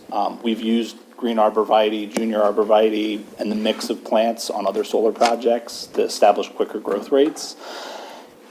I'd ask kind of, we had provided a couple of potential conditions of an approval. One would just be if we could revise the landscape plan to maintain the code section 11 required 90% native species requirement. We kind of revised it to provide 100% just based on previous feedback in prior meetings. So that could be a condition, and I think that's Just so something. you know, that was because we didn't get the substation information on the first. Totally, yeah, I mean, understand. I appreciate it. Because I think that's something we could very easily address just from the public feedback to provide green arborvitae, and I'd say focus it at the substation location as opposed to putting, one tree all around the entire project. One of the questions was just regarding the renderings. We gave you even more information this time, just showing how we developed the model. All the panels are to scale, the substation's to scale. We did give a section of what the elevation that was modeled for the substation. Regarding the scale, the reason why somebody in the foreground is so much smaller is because there is a 3-foot berm, there is 8-foot trees, and they are gonna grow, a foot to 2 foot depending on weather conditions each year. So that's almost 13 or 15 feet tall material at a 2-year period. That's why a person in the foreground is so much smaller than the landscaping. The site access location, I think we had discussed it in prior meetings, so we provided a jog. I think we discussed at prior meetings that there's fire truck access requirements, there'll be tractor trailers that we want to make sure they can get into the site during construction and aren't backed up to adjacent roadways. So that was the reason why we tried to curve the road, as was suggested by some of the members in the public, as much as we could while still maintaining that access into the site. And then realizing that there would be a small break in the landscape, we had proposed the opaque gate, which I don't think any of the public addressed, but it was shown on our renderings and we covered in our presentation earlier. I think the comment regarding the drip lines was really good, just about the soil erosion coming off of the panels. One, the panels do rotate. Depending on weather sensors, sometimes there is a reset, so they kind of go back to east facing if there's like an all-day weather event. The drip line along the standards, it's part of the standard kind of sediment control approval. We've talked to the Soil Conservation District about it, essentially saying that if there is erosion during the establishment of the pollinators within the array, that those areas be addressed either with matting in order to help stabilize the ground and promote the growth of pollinators. So it would be addressed both on the Soil Conservation District plan, that was one of the suggested conditions of approval by Mark earlier, as well as the vegetative management plan, that a draft was provided in your package that discusses the long-term maintenance of the vegetation on site. I think hearing, regarding the substation location, I wanted to clarify from earlier that both option 1 and option 2 are different than we presented, whatever it was, 2 months ago. Option 1 was moved further to the south, further away from the adjacent residents. Option 2 was developed, as pretty much as far away as we could move it to be along Mortneck Road instead. We proposed option 1, I think, based on, the residents that everybody's trying to consider in this, they said a preference was option 2. So I think I'll kind of go back on what we had offered earlier to the board, that maybe we say, we'll propose option number 2, and unless you'd want us to move it to number 1, we would go with the option 2 location as a condition to go to final. Regarding the berm heights, again, just going 6 to 8 feet. I think another person, that we got a letter from Shore Rivers saying that the height of the berm is pretty much the max that they would want to see due to root growth and access to local groundwater. Some of the other public input is to go up to 6 to 8 feet high. Our berms are, like we said, between 3 to 5 feet high, 5 feet in limited areas, just to provide as much height as we could. The berms were developed to maintain kind of an average of a 4-to-1 side slope, and that's mainly just a planting standard. So planting trees on much steeper slopes than a 4-to-1 slope, there can be issues with establishment, them falling over, and the berm was essentially made as wide as we could to fit within the berm section. And I think that's pretty much it. A lot of what we heard today, just about information being provided, I think like Genevieve said, we've kind of heard it before, and I feel like we've tried to incorporate their feedback and include it in the materials that we submitted for today. So again, if there's any other questions, please let me know. I'd be happy to address it. Otherwise, I think based on the public feedback, I think just if we could add a condition to go down to 90% native species so that we can incorporate the green arborvitae. And then, if we could proffer doing option 2 for the substation location, just in response to the adjacent resident. Go ahead. I wanted to just address the comment about the safety and well-being of the sheep. I think it was your question, ma'am. I just pulled up here the contract we have in place. We're vetting local sheep farmers for projects elsewhere, but I was just checking my math here. So every site will have at least one shepherd, a local farmer, but a shepherd who has access to the site 24 hours a day. That person goes through our safety protocol, which is pretty steep, and they are required, according to the contract, to visit the sheep no less than every 48 hours. And I know it happens, every day at the site in Virginia, but no less than 48 hours. All the sheep are tagged, they're tracked remotely. And if a sheep is down for any reason, the shepherd and then our team at Escalates is notified immediately. There's a whole section in the contract on the safety and well-being of the sheep, and it is up to the sheep herder. And as you heard from Daniel, that's their livelihood. They want to keep the sheep, working and alive and on the project. So there won't be a concern with, sheep being down and no one noticing. And we just take that part of it very seriously. So I wanted to address that. And sorry, I forgot one piece. Sound was also brought up, but just, I think it's very clear in our response to the CPCN condition that we're going to meet the state and the local county sound standards. But what, they said something about industry. The noise coming from inverters. Yeah, what standards, I think, was that the question asked? I don't know. Yeah, there's a COMAR, the state Right, has a for which- standard. For residential, industrial. And then the county has one also. Yeah. So they did reference. Do we have a noise standard? I think there's a condition regarding sound, and then it's a CPCN condition that we have to meet it. I was just going to add that a lot of the times the inverter equipment, the enclosures that they're built in, they're built specific for sound standards, and then sound also attenuates over time. If you notice, none of the inverters are located along the perimeter fence. They're all located further away from the fence line into the array.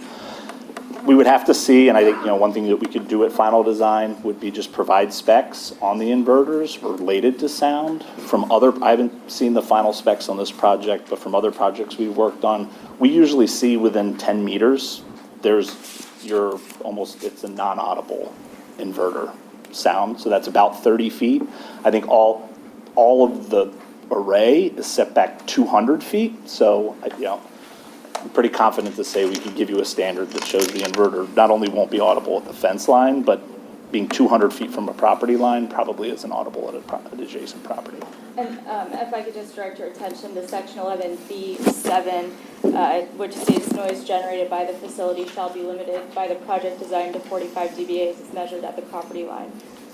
So, certainly in our point by point, we had addressed that as well. I just didn't know what our standard was for that, so.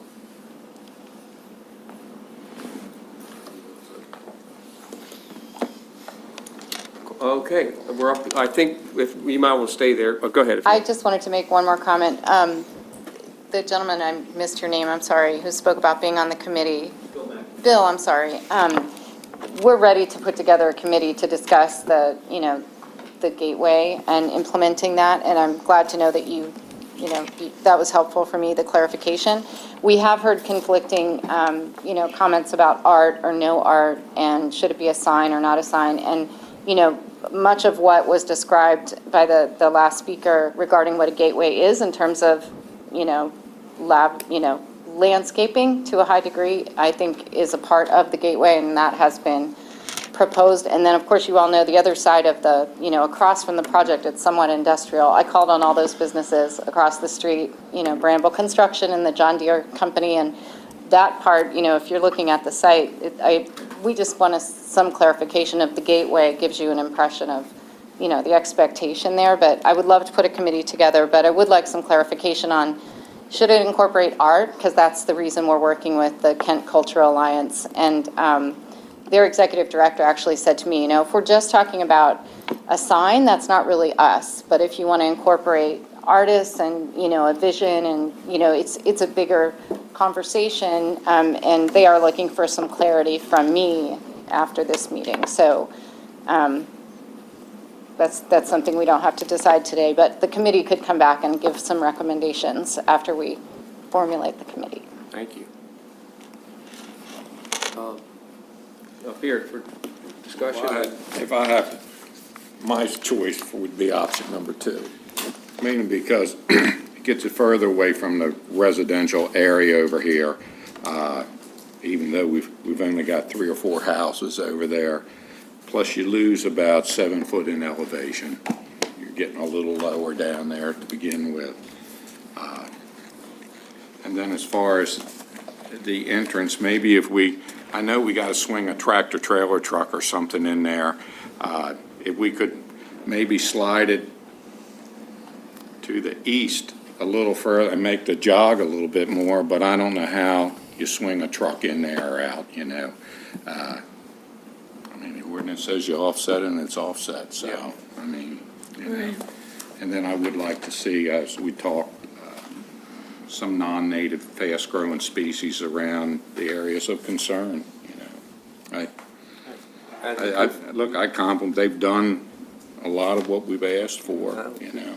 Yes. So, and address the irrigation. Yeah, I think I just want to make sure that, you know, we get the irrigation, everything would have died this year with a water truck or not, and hope that doesn't happen again, but that's reality. I think if we're incorporating sheep in agrivoltaics, it needs to be clearly done. I'm troubled. Agrivoltaics is that we're hauling sheep up and down the country. I don't think we're producing lambs. I think they're just eating grass unless they're lambing somewhere else and then bringing them. It sounds like we would have never moved a young ewe with a lamb pulled 9 months out. I mean, I don't understand that, but if we're doing it, they need water. Shepherd, I appreciate that. Rotational grazing, they need to be there every day if they're going to do it right. And I wonder how to fix the pollinator habitat, but you'll have standards for that, but, so. You know, one thing that concerns me with that is these black vultures, once they learn that they've got a food source, they flock in there. And I mean, I know on our horse farms around here, they're very careful not to let those horses come in foal while they're out in that field, because there's nothing there the next day. Go ahead, Daniel. So there's a lot of people that have problems with eagles, and what we found in the solar sites, because of the panels, that actually has really helped with eagles and eagle attacks on them. So having that kind of shelter and shade has really helped affect those kind of predator issues. I would assume that the majority of the land will be planted in something that's suitable for sheep grazing, like orchard grass or something along those lines, and that the pollinator meadows are discrete. Is that not correct? Not the way it's described on our plan. Well, the land dedicated to pollinators, I thought, was specifically charted out on the. I don't know that I understand the question. The sheep won't have access to eating the pollinator plants that we want to be thriving, is my Right, understanding. that's what I'm And then assuming. Yeah, and then what's planted across the array is, what would they call it? The specialized seed mix called like Buzz and Buzz? Buzz and Buzz. Buzz and Buzz, yeah, for Okay. like bees and sheep, a specialized seed. But it's a grazing. Yes, it's Grass. intentionally planted to now enable grazing, yes. Okay. Any else? Jim and Ray, thoughts? No, I agree with the option 2 and the 90% native vegetation. Is there, and this, Mr. Kokobinski's, we have 3 to 5 foot berms now you've agreed to, and I think that's wonderful, but is there a way to, if you're going to use a great contractor like Brambles, to make them undulating somewhat? Why is there a need to make them so linear? Not like a wall, or not? In order to achieve the height is why. Well, If it could go under, like, right, I think, again, taking feedback from previous meetings, we heard 3 feet at a minimum, so we were able to achieve 3 to 5 feet height. I think our big consideration during the design, is just not making them very steep, tall berms with like I'm talking about top on it. the elevation. Going up and down. We for could make visual. it kind of go up and down more, but then it would be, we would have to go less than 3 feet in some locations. Well, you could make it go higher too. I mean, wouldn't have to. We've made it go about as high as we can, and that's why we kept it to 3 to 5 Good. feet. I think you were talking about vertical undulation, the chair is talking about horizontal. Correct, yeah, and if you horizontal undulate it, then it's, if you made the berm narrower, it's gonna be shorter. The only way to Make keep it narrower, just make it move. Like this. Oh, he's talking about the whole berm. Yeah, Or like a just snake per se. shift it like that. Yeah. Yeah, I think, so there's an easement for DPL that comes off of the roadway, that they won't want grading like that within it. They have standards for pole line inspections along the DPL easement along all of So it's Morgan impossible, Neck we're just Road. gonna move it back. To go into that easement, you have to start. No, I meant move it back then. So Well, then you take Yeah. more. I'm just asking if you can consider, it. That's why it wasn't Well, yeah, considered. we did, and we just. Oh, I never heard, we sorry, went then I with never heard that the discussed, height I'm to sorry. maintain at least the 3 foot high. That I understand. With the side slopes. Well, I think we really ought to listen to what Shore Rivers has to say here, because they're the ones who are the guardians of our waterway, and I think their opinion on the question of berm height and use of berms here, something I raised earlier, is legitimate. And that not looking for higher berms that require more irrigation and place the tree plantings, which are going to be substantial, at risk, is not really a desirable I wasn't talking about higher, I was talking about. approach. Well, the other thing is, you can drive around the county, everything's a straight line. Look at all the fields. There are no undulating fields. There are no In Kent County? There's well, a lot of undulating no, I mean, edge when you're on a roadway, But- when you're on a roadway, everything is straight. They're natural, though. This is, we're creating, we're trying to make an industrial site complement our land use here. That's what we're trying to do. They've made it, I think they've made a lot of progress in 3 months. I'm not saying they're not. I'm just saying, would they have considered that? That was my question. Yeah. As far as the trees, I appreciate what Andy says, but if you have irrigation, I think we're going to get the tree roots down. I mean, it should work, but that's my opinion. Stormy left, but he could address that. I'm sorry, we'll still take testimony because you got your hand up. I think she has to be sworn in. Yeah, I know. Yeah, is the testimony you're about to give the truth, the whole truth, nothing but the truth? Yes. Okay, go ahead. Your name and address for the Ellen record? Tusing, Maple Street, Richmond. Okay. As far as the berm goes, I've been directly involved with the grading of the berm. We have looked at kind of pushing that horizontally. Obviously, we're working with a lot of different constraints in the site. There are some areas where as you go into the site, it actually starts dropping off. So by keeping the berm up, tucked in that setback a little bit, we're able to maintain that vertical elevation and get that extra bit of screening on top. So it's something we've looked at, and we can look at a little bit more if we're interested in a bit more of the natural undulation. We have looked at it preliminarily, but what we're trying to do is balance all those constraints and still make the most out of that berm, if you will. Thank you. Vertical elevation. Thank you. And the landscaping too, just if you look at the landscape layout, just the kind of the helical layout that we talked about at one of the prior meetings, that the landscape too, I would say, is going to have movement, right? It's not a soldier plant layout, which I think was alluded to earlier. We've seen a scenario that looks like that.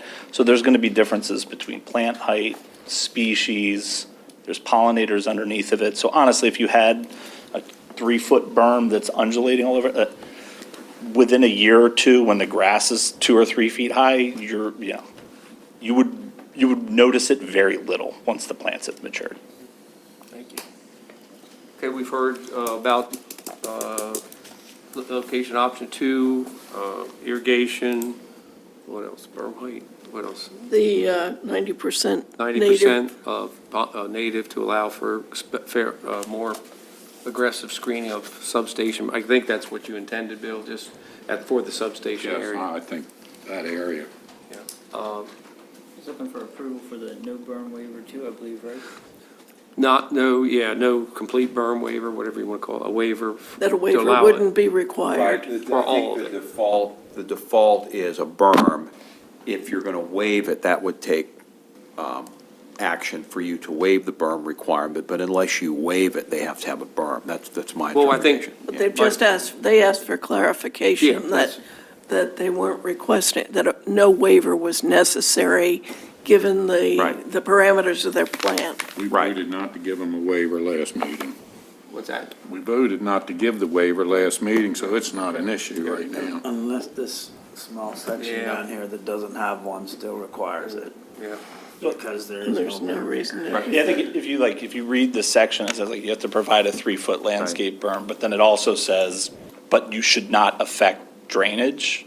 So I think we're just looking for confirmation that we've met that Right, section, that a berm is not required for that section. and that a waiver is Is not that what your required. interpretation is? Yeah, my interpretation is that your berm is there for screening. And this area, there's nothing to screen over there, correct? Where you don't have the berm? That it's within any area that water's draining out of the site. There's a couple of low spots, one down near the substation, and it's shown if you look at the blow-ups of the plan. Yeah, But I think just the way that the condition or the section 11 point is written is to provide the berm to assist in screening, which we've provided, but the berm also shouldn't affect drainage, which we've also taken into consideration with the design of the berm. So we just kind of want confirmation that we've met that point, even though there's not a 3-foot wall around the entire The berm that's been proposed is sufficient, I It's think is what you're looking, is adequate, that what's proposed is adequate for purposes of the ordinance. Right, meets the requirements under 11D. So you could add that in your findings, that the berm as. If we believe that. If you believe that the berm as proposed meets the requirements of the ordinance.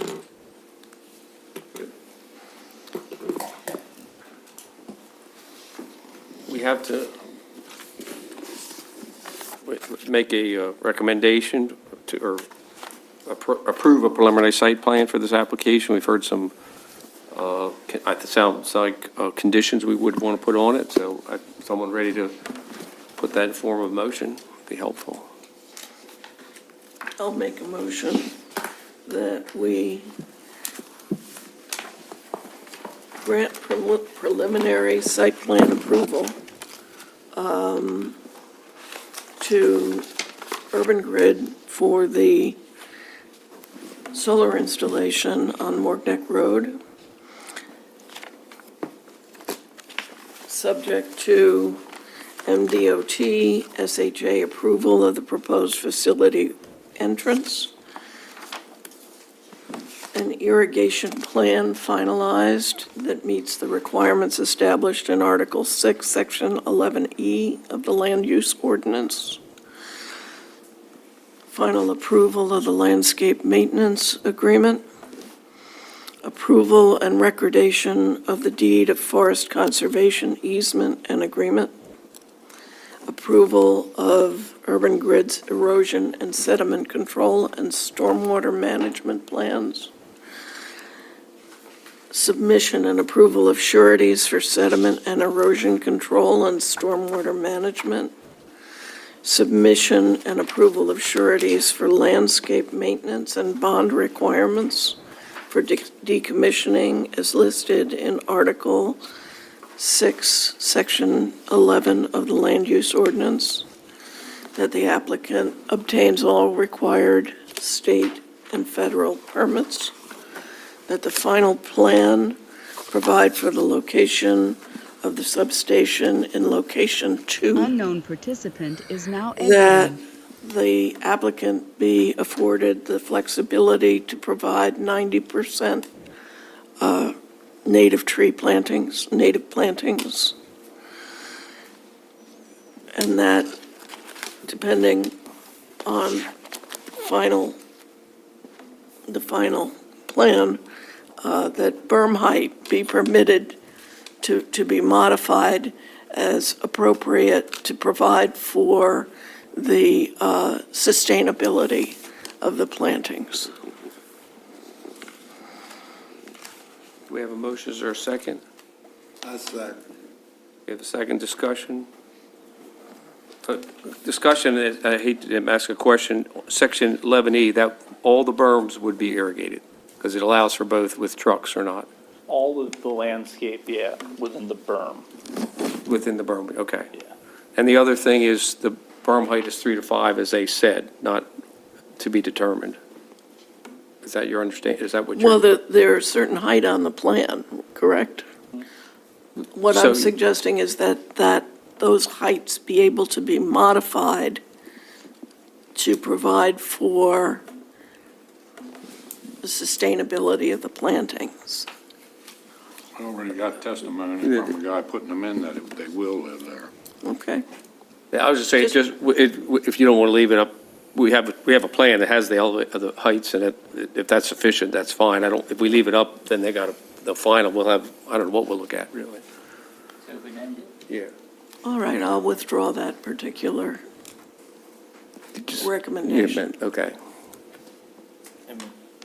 Probably should have a statement in there that just says that, Yeah. that the berms are deemed sufficient per the. Oh, and per the that, clause, and that So that it. the doesn't- existing berm plan is deemed adequate and meets the requirements Okay. of the land use ordinance.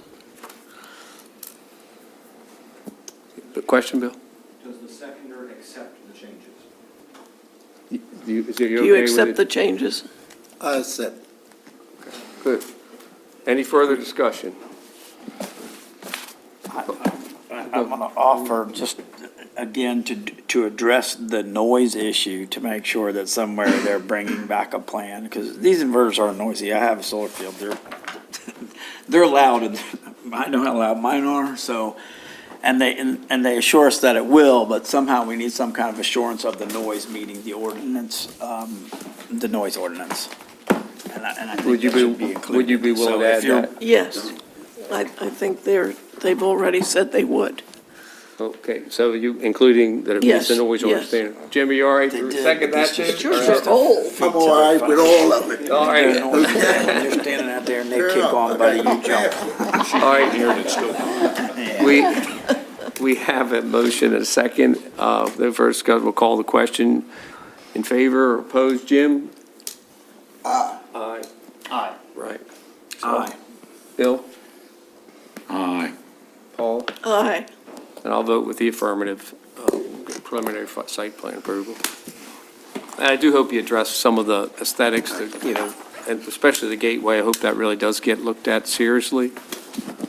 We'd like to be proud of what you do here.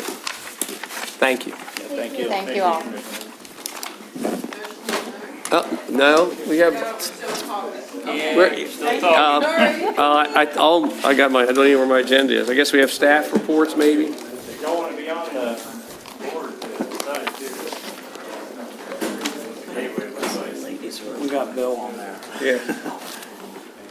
Don't worry, I'm sure Jan will show up. Yeah. Yeah, oh, yeah, go ahead, we'll hold up. I'll turn this off over there. I think we do need a large statue showing men and women's genitalia. Yeah. Have Frank Rose's eagle looking at him. Like this.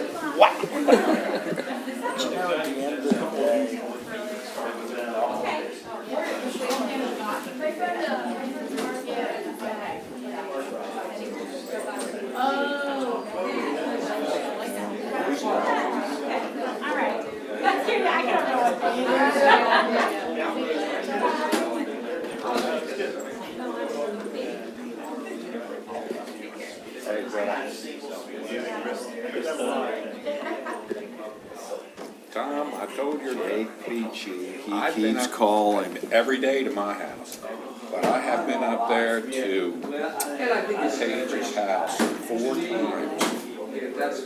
I've left a note on the door, and I'm going up there tomorrow morning for the last time. They're never there. Can you let Jake know? And I will, and then I'm gonna recommend we send a certified letter if I can't get it. But yeah, and look, it's over a mile back.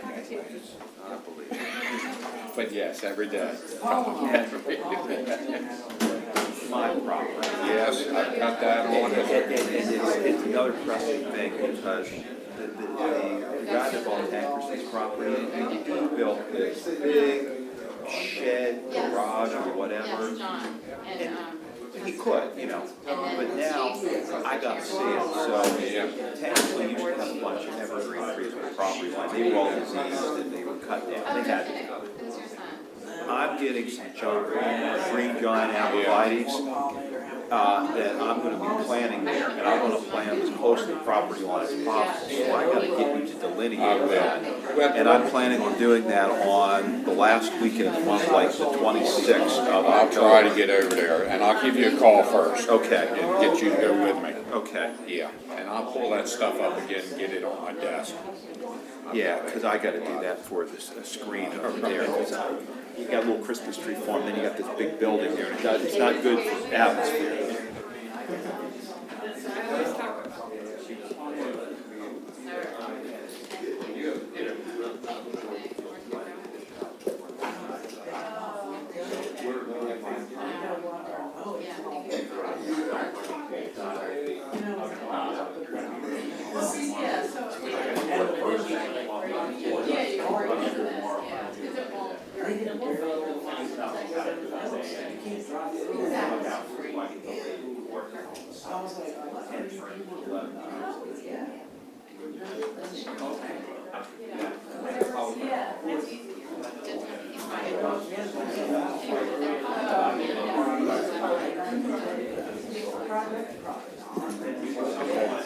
I got on their website.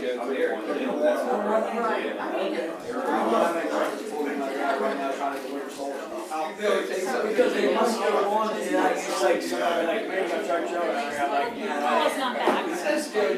Yeah, exactly, they show them my places. Farm lane or something, I don't know. I got on their website, they've got a site down in Virginia. They give you an address, they also give you north and east coordinates, you can type them in on Google Earth. It's a massive project. We're waiting on Paul. I can't recall exactly where it is, but it's, I mean, it's this.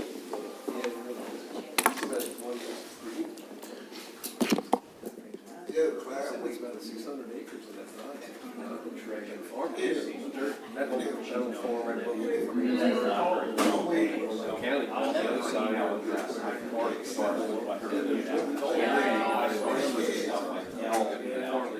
With those down there, and that one in Virginia, no landscaping around it at all, nothing has to be done. At least, Queen Anne's County got on quick and out to any tree.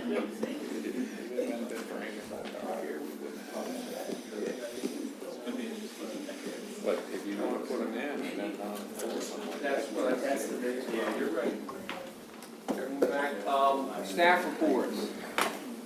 Just go ahead, Colin. really quick, for next month's meeting, at this moment is looking like it won't be too bad. We expect to have a zoning text amendment to allow dog kennels for foxhound clubs in RCD as a text amendment. It's a very, very specific request. And Delmarva Power might be back in for final site plan review. Delmarva Power, the work that they're doing across the street from the Morgnick Solar site. And we we'll have more detail in November, but we continue to work with, or I continue to work with the Critical Area Commission on issues related to the new land use ordinance and the zoning map. And we should have a more detailed update for you at the November meeting. Thank you. And as a result of that, we're looking forward, hopefully, to introducing that land use ordinance zoning map for final adoption at the beginning of the calendar year for 2025. So that's the goal. Any word on the ordinance coming back from the state yet? We have, the state reviewed it months ago now. We're in the process of addressing some requests, clarifications they had for the land use ordinance, so they've reviewed it, they kind of gave us a conditional approval. We have their list of things that need to be updated, and we've been working on getting that into a format to bring to you.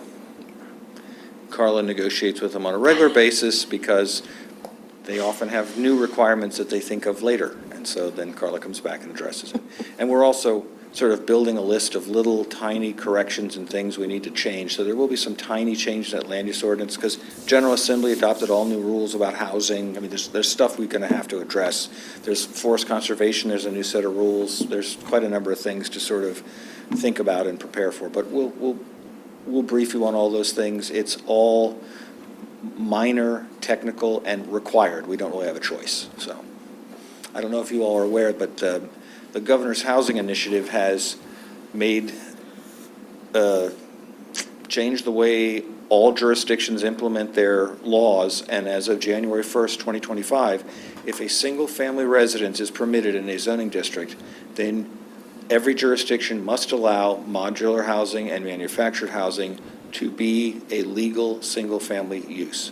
For this county, we already do that. You can't have a mobile home on wheels, but if you take the wheels off and put on foundations and put in all the utilities and pass inspections, you can do that now. So it doesn't really affect us, but for some counties, it will be an enormous sea change in sort of what is permitted in our communities. So I'm sure we'll hear more about that because I can't imagine every county in Maryland will not have some response. It would be So. interesting, Bill, to see if that would cause a lot of covenants to be unenforceable. That's not necessarily a zoning issue, but there are a lot of developments that have covenants that say you can't have modular, or you can't have a mobile home And there. right. With that, and I don't know what's going to happen, but does that mean that those covenants become unenforceable? The law is specifically structured as instructions to local governments, so that part of the law is untouched. So HOA restrictions will still be enforceable by HOAs, not by us. Right.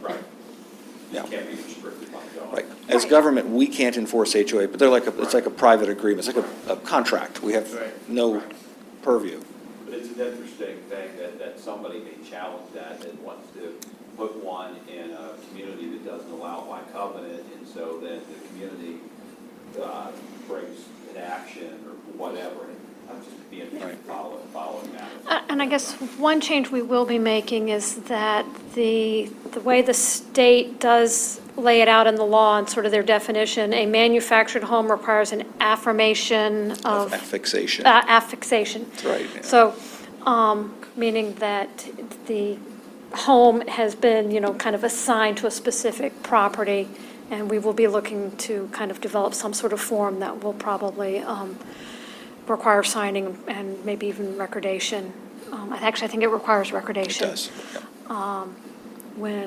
Moving forward, so. Doesn't affixation mean that it's required to have a foundation of some sort? Yes. Okay, that's what I thought. Permanent connection to utilities, Yeah. things like It's that. just kind of one step beyond Right. that. Did the law say anything about ADUs? There was different, that That's was a different- approached differently, Yeah, that's a different conversation. Right, and again, for Kent County, we allow accessory dwelling units in every single district where residential is permitted. I think the only exception is Village, and that was a mistake, so the new land ordinance fixes that mistake. So it was inadvertently left out, Okay. yeah. So we already comply with the desires of the state, so. So does that mean that after January 1st, somebody in the Village District can apply for an accessory dwelling unit? And Correct, and if they meet all the standards and requirements, then they'd be allowed to have one. And our understanding was that was always actually the intention, it was just not, that line of code was left out in that section, so.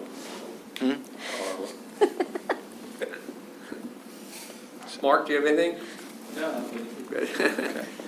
Well, thank you all for taking on a really difficult topic and handling it well. That was a little bit tough, so nicely done. I want to apologize for my outburst, but Mr. Leisinger was so wrong, incorrect in his characterization of agrivoltaics as experimental. I mean, there are, I think we can lend it. I don't, Does- minutes need to reflect on that. but my apologies. Okay. Motion to adjourn unless you guys have anything. So moved. Second. All in favor? Aye.